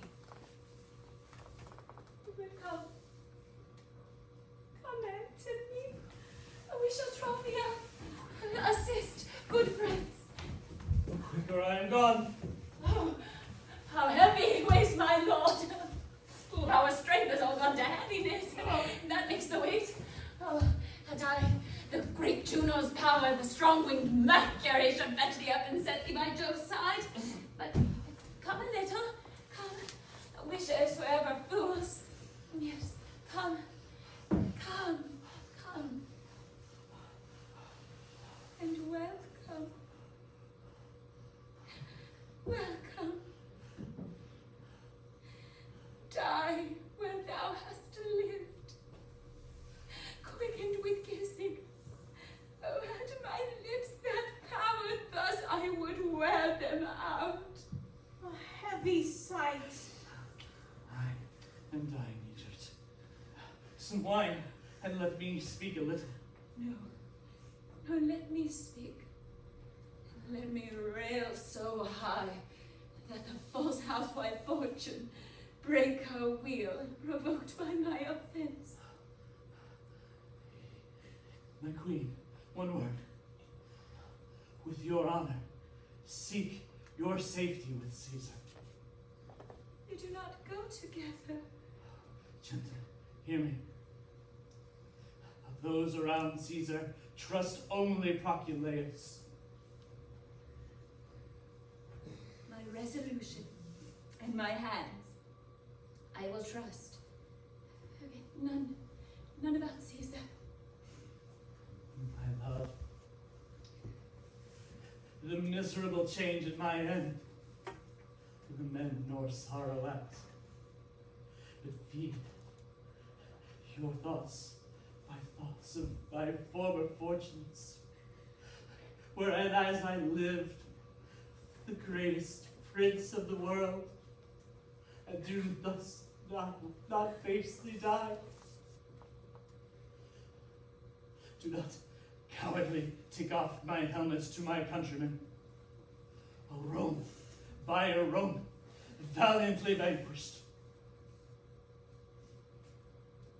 My spirit is gone.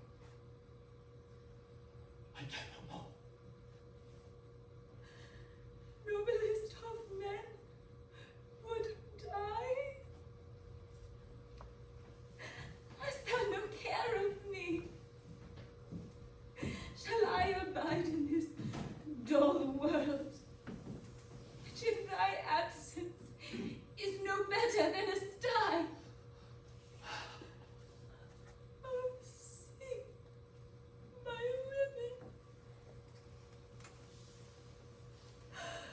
the crown of the earth doth melt. Oh, my Lord.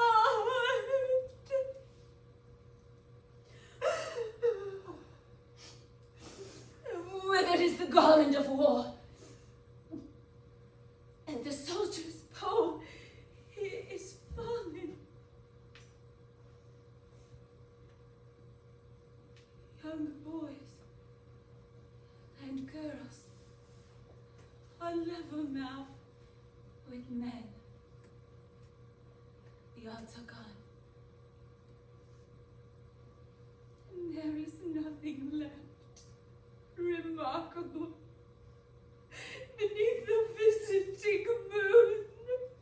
Oh, quiet, Miss Lady. She is dead too, our sovereign.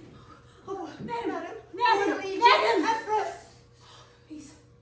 Peace, Iris.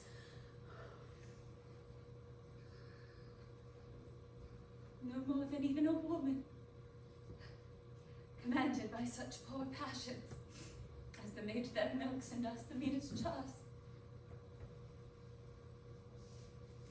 Were it for me to throw my scepter at the injurious gods and tell them that this world did equal theirs, until they had stolen our jewel. Fools for naught. Patience is sottish. Oh, and patience does become a dog that is mad. And is it sin to rush into the secret house of death ere death dare come to us?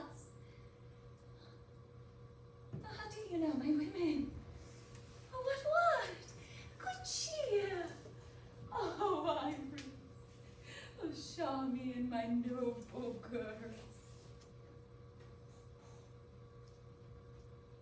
Look, women. Our lamp is spent. It's out.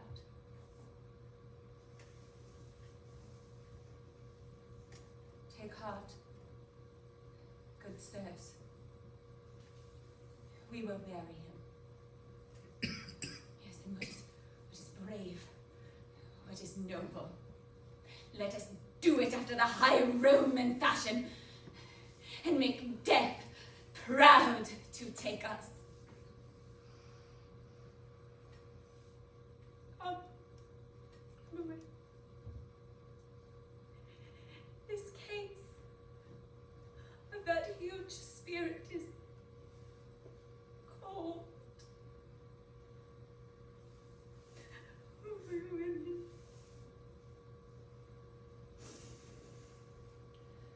We have no friend but resolution and the briefest end.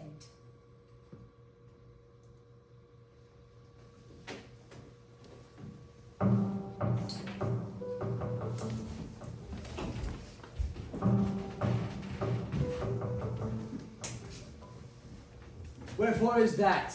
What art thou that darest appear thus to us? I am called Scarus. Mark Antony I served, who best was worthy best to be served. While he stood up and spoke, he was my master, and I wore my life to spend upon his haters. If thou please to take me as I was to him, I will be to Caesar. If thou pleasest not, I yield up my life to thee. What is thou sayest?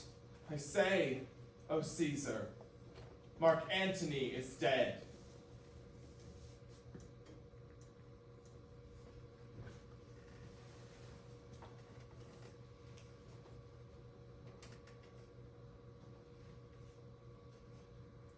The breaking of so great a thing should make a greater crack.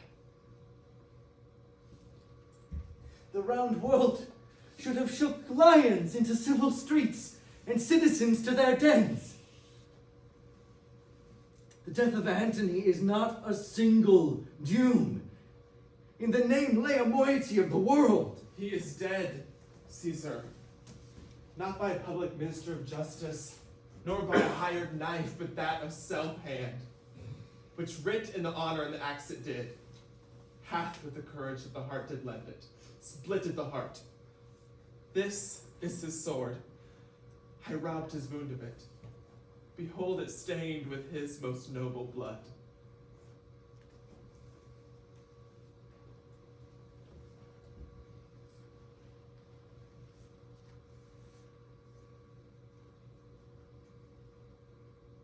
Look you sad, friends. The gods forgive me, but it is tidings to wash the eyes of kings. And strange it is that nature should compel us to lament our most persistent deeds. A rarer spirit never did steer humanity. But you, gods, will give us fault to make us men. Caesar is touched. I have followed thee to this. Would we do lance diseases in our bodies?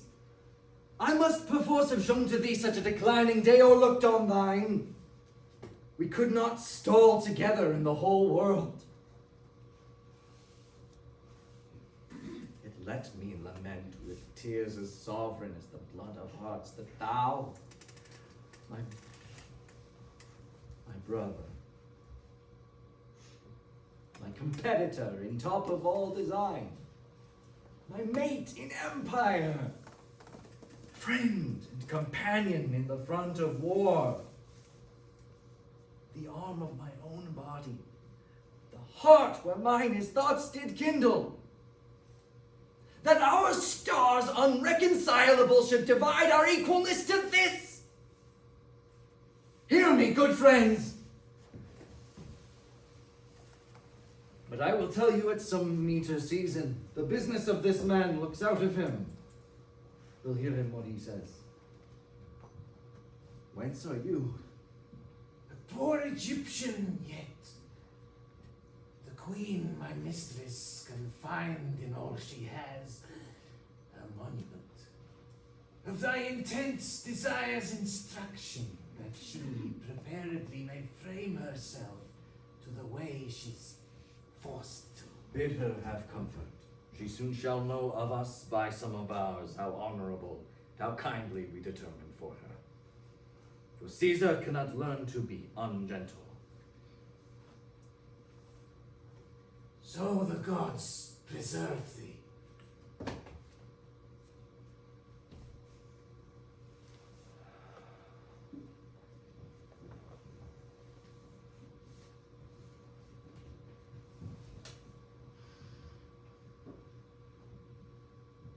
Come hither, Proculaeus.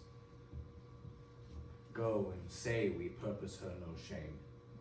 Give her what comforts the quality of her passion shall require, lest in her greatness by some mortal stroke she do defeat us. For her life in Rome would be eternal in our triumph. Go, and with your speediest bring back what she says and how you find her. Caesar, I shall.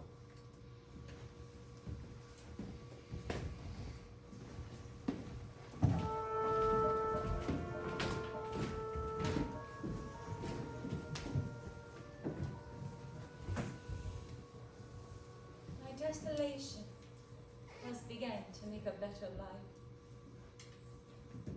'Tis paltry to be Caesar, not being fortune, he is but fortune's knave, a minister of her will. And it is great to do that thing that ends all other deeds, which shackles accidents and bolts up change, which sleeps and never pallets more the dung, the beggar's nurse, or Caesar's. Caesar sends greetings to the Queen of Egypt, and bids thee study on what fair demands thou meanest to have him granted. What is thy name? My name is Proculaeus. Antony did tell me of you, bade me to trust you. But I do not care greatly to be deceived, but have no use for trusting. If your master would have a queen, his beggar, you must tell him that majesty, to keep decorum, must ask no less than a kingdom, if he please, to give me conquered Egypt for my son. He gives me so much of mine own that I would gladly kneel to him with thanks. Be of good cheer. You're fallen into a princely hand. Fear nothing. Make your full reference freely unto my Lord, who is so full of grace that it flows over all that need. Let me report to him your sweet dependency, and you shall find a comfort that will pray in aid for kindness where he for grace is near to. Pray you, tell them that I am his fortune's vessel, and I send him the greatness he has got. I hourly learn a doctrine of obedience, and would gladly look him in the face. This I'll report, dear lady. Have comfort, for I know your plight is pitied of him that caused it. You See how easily she may be surprised. Hold! Worthy lady, hold!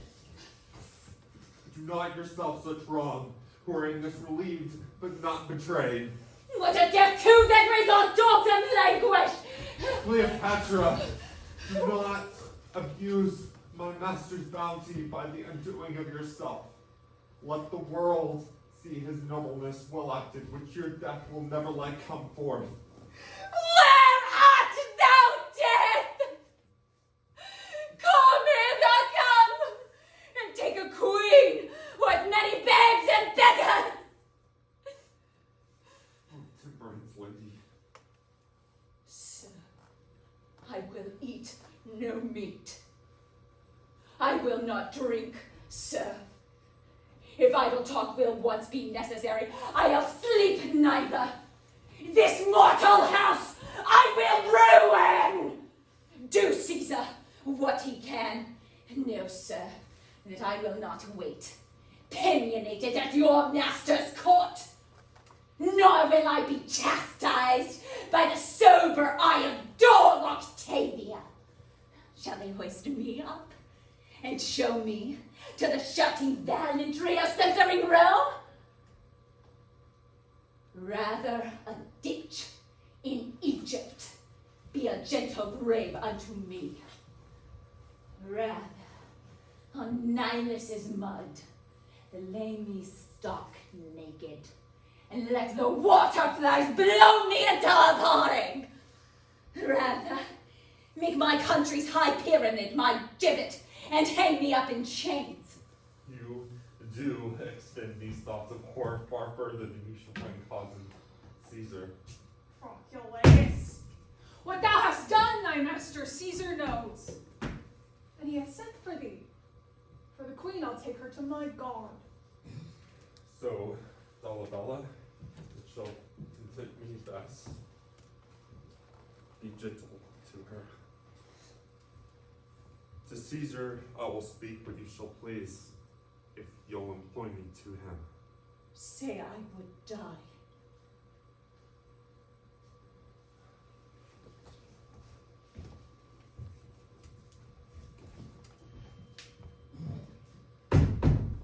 Gentle madam, you have heard of me? Cannot tell. Assuredly you know me. No matter what I've known or heard. You laugh when boys or women tell their dreams. Is it not your trick? I understand not, madam. I dreamed that there was an emperor, Antony.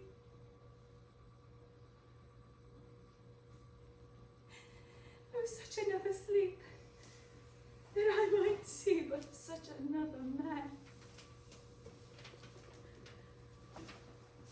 If it might please you, his face was as the heavens,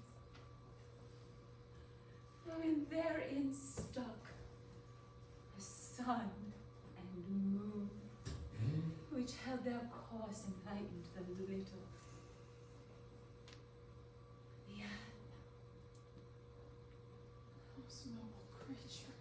his legs, they bestride the ocean, and his reared arm had crested the world. His voice, his property, was all the tune's fears. But that to friends. But when he meant to quail and shake the orb, oh, he was as rattling as thunder. For in his bounty, there was no winter in it. It was an autumn 'twas, that grew the more by reaping. His delights, they were dolphin-like. They showed his back above the element they lived in his livery, crowns and planets, realms and islands. There is plates dropped from his pocket. Cleopatra. Thank you. There was, or might be, such a man as this that I dreamed of. Gentle madam, no.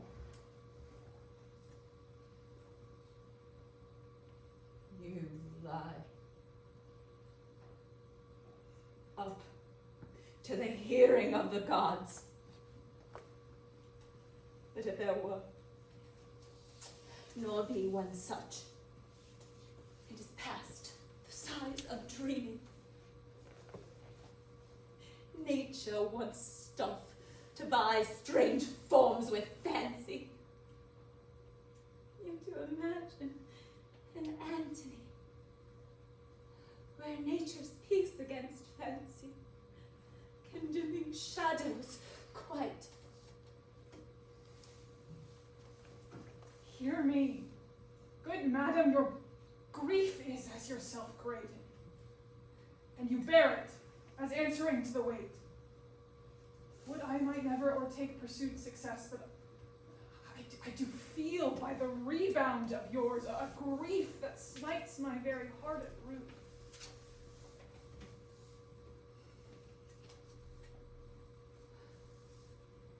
I thank you. Know what Caesar means to do with me. I am loath to tell you what I would you knew. Nay, pray you. Though he be honorable, He'll lead me then, in triumph. he will. I know it. Make way there, Octavius Caesar! Which is the Queen of Egypt.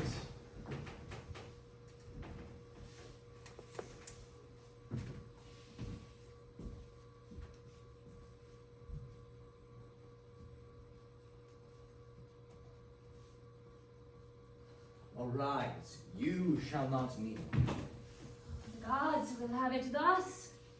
My master and my lord I must obey.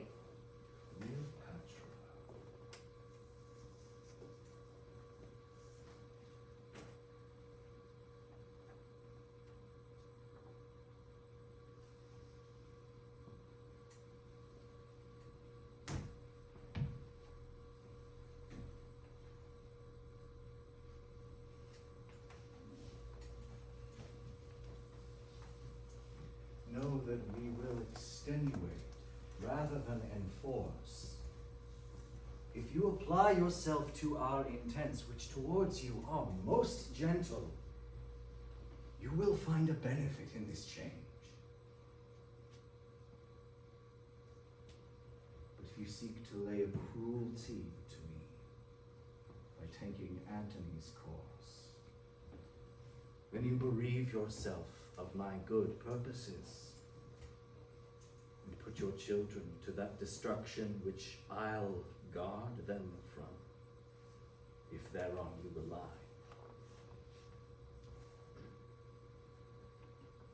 I take my leave. And so, through all the world, 'tis yours, and we, your scutcheons and signs of conquest, shall hang in what place you please.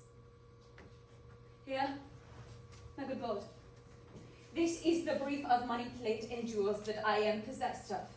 'Tis exactly valued, not petty things, admit it. Cleopatra, not what you have reserved, nor what acknowledged put we in the role of conquest. Still be it yours. Bestow it at your pleasure. And believe, Caesar's no merchant to make prize with you of things that merchants sold. Therefore be cheered. Make not your thoughts your prisons. No, dear queen, For we intend to dispose you as yourself shall give us counsel. Feed, sleep. Our care and pity are so much upon you, we remain your friend. So adieu. My master and my lord. Not so. Adieu.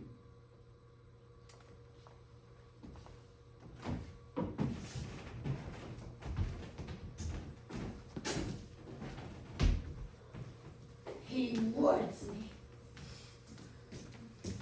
Girls, he words me. That I would not be noble to myself. Don't hardly, Charmian. Finish, good lady. The bright day is done, and we are for the dark. I thee again. I have spoken already, and it is provided. Go, put it to the haste. Madam, I will. Where is the queen? In the hold.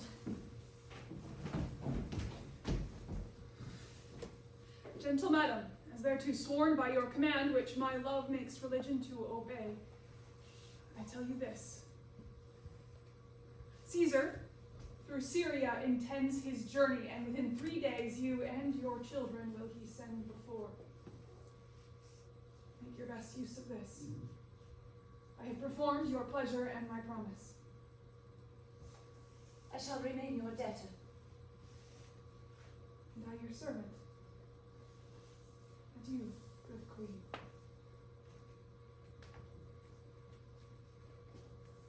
Farewell. And thanks. I must attend on Caesar.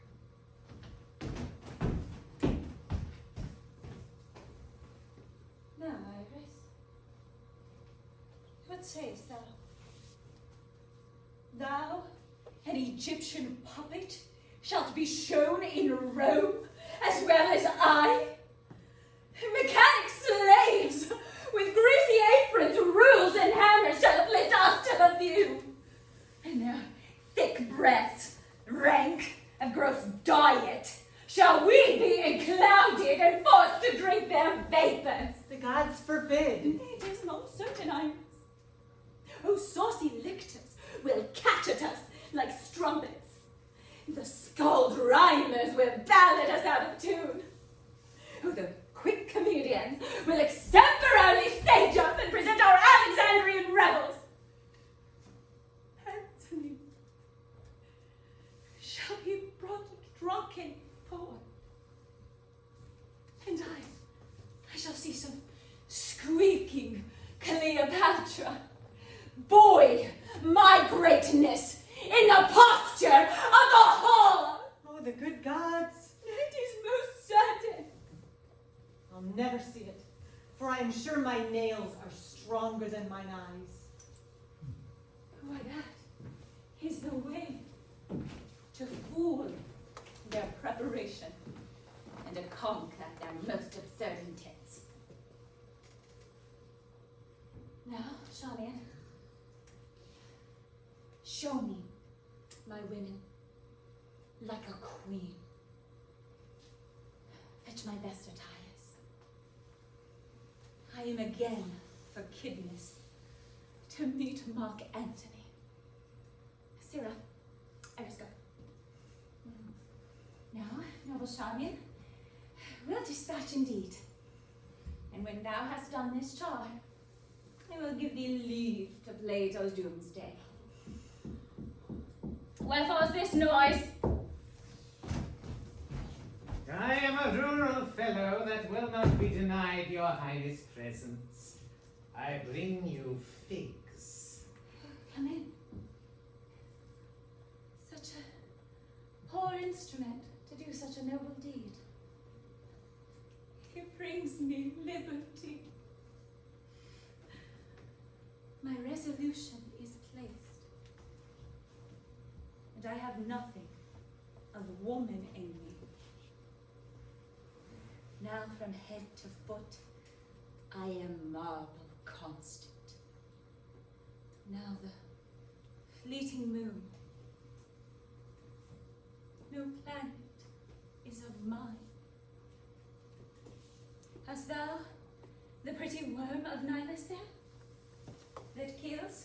and pains not? Truly I have him, but I would not be the party that should desire you to touch him, for his biting is immortal. Those that do die of it do seldom or never recover. Rememberest any that have died on it? Very many, men and women too. I heard of one of them no longer than yesterday. A very honest woman, but something given to lie, as a woman should not do, but in the way of honesty. How she died of the biting of it, what pain she felt. Truly she gives a very good report of the worm. But he that will believe all that they say shall never be saved by half that they do. But this is most valuable. The worm's an odd worm. Get thee hence. Farewell. I wish you all the joy of the worm.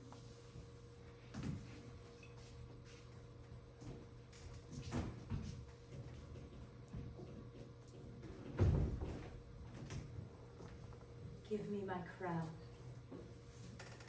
Put on my robe. I have immortal longings in me. Now no more. The juice of Egypt's grape shall moist this lip. Here, Hybris, quick. Methinks I hear Antony call. Oh, I see him rouse himself to praise my noble act. I hear him mock the luck of Caesar, which the gods grant men to excuse their after wrath. Oh, husband, I come.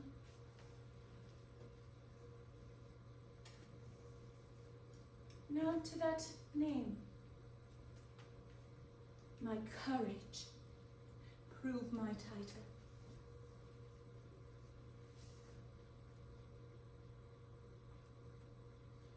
I am fire and air. All my other elements I give to baser life. So, have you done that? Yeah, come, take the last warmth of my lips. Farewell, kind Charmian.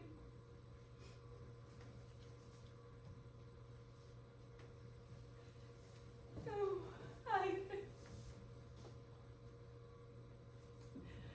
Long farewell.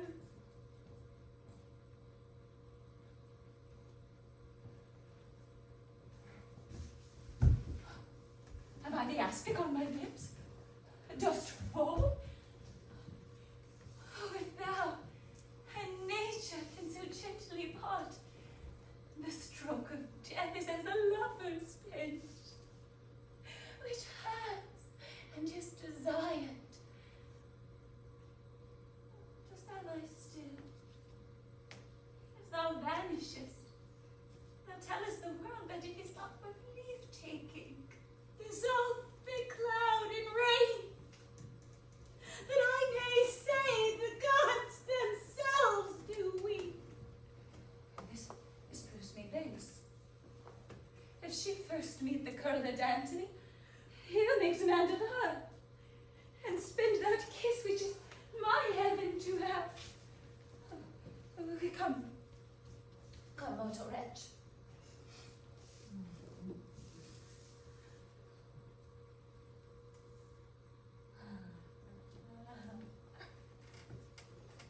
With thy sharp teeth, intrinsicate this knot of life at once untie.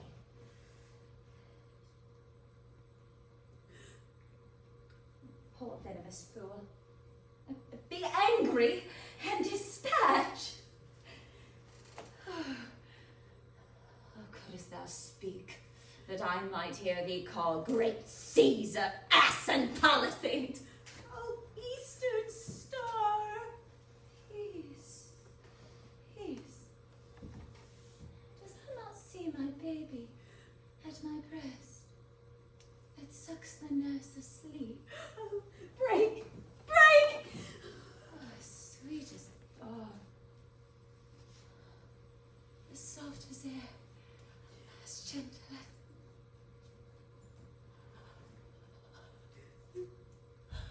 Oh, Antony.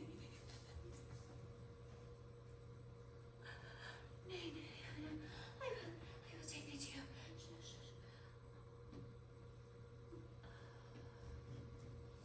What? Shall I stay? Oh. In this vile world.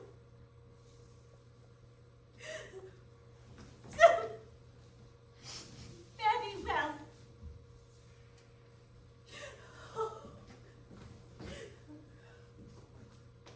Thou boast thee that in thy possession lies, alas, unparalleled. Downy windows close. Give me golden Phoebus, never be beheld again of thy so royal. Your crowns awry. I'll mend it, and then play. Where's the queen? Speak softly, wake her not. Caesar hath sent. Too slow a messenger. Oh, come up pace! Die, die, die!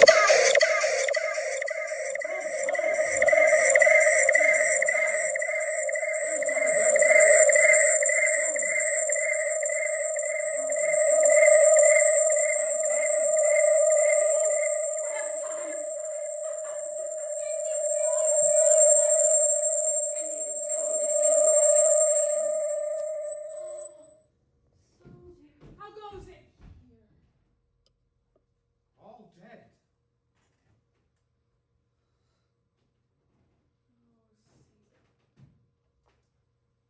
Thyself art come in to see performed the dreaded act which thou so seekst to hinder. Away there! Away for Caesar! Oh, sir, you were too sure an augur. What you did fear is done.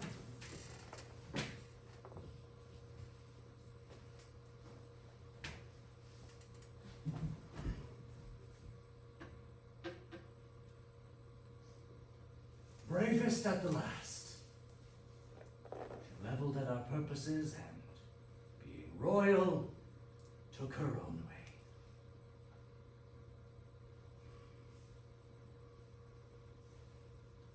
The manner of their deaths, I do not see them bleed. Who is the last with them?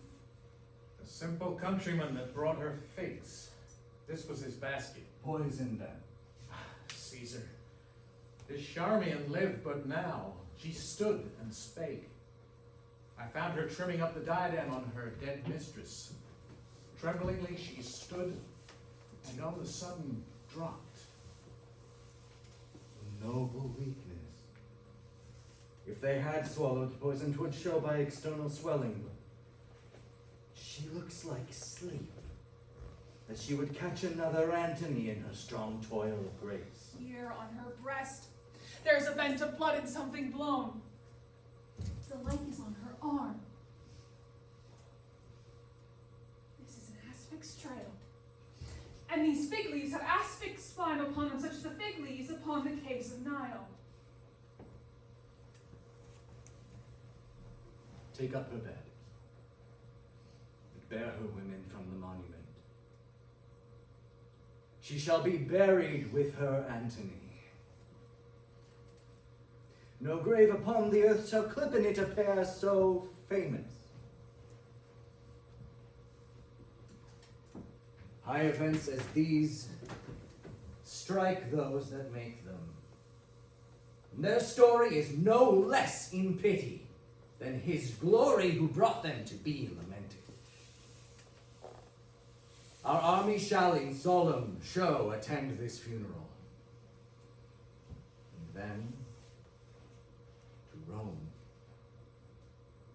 Come, Dolabella, see high order in this great solemnity.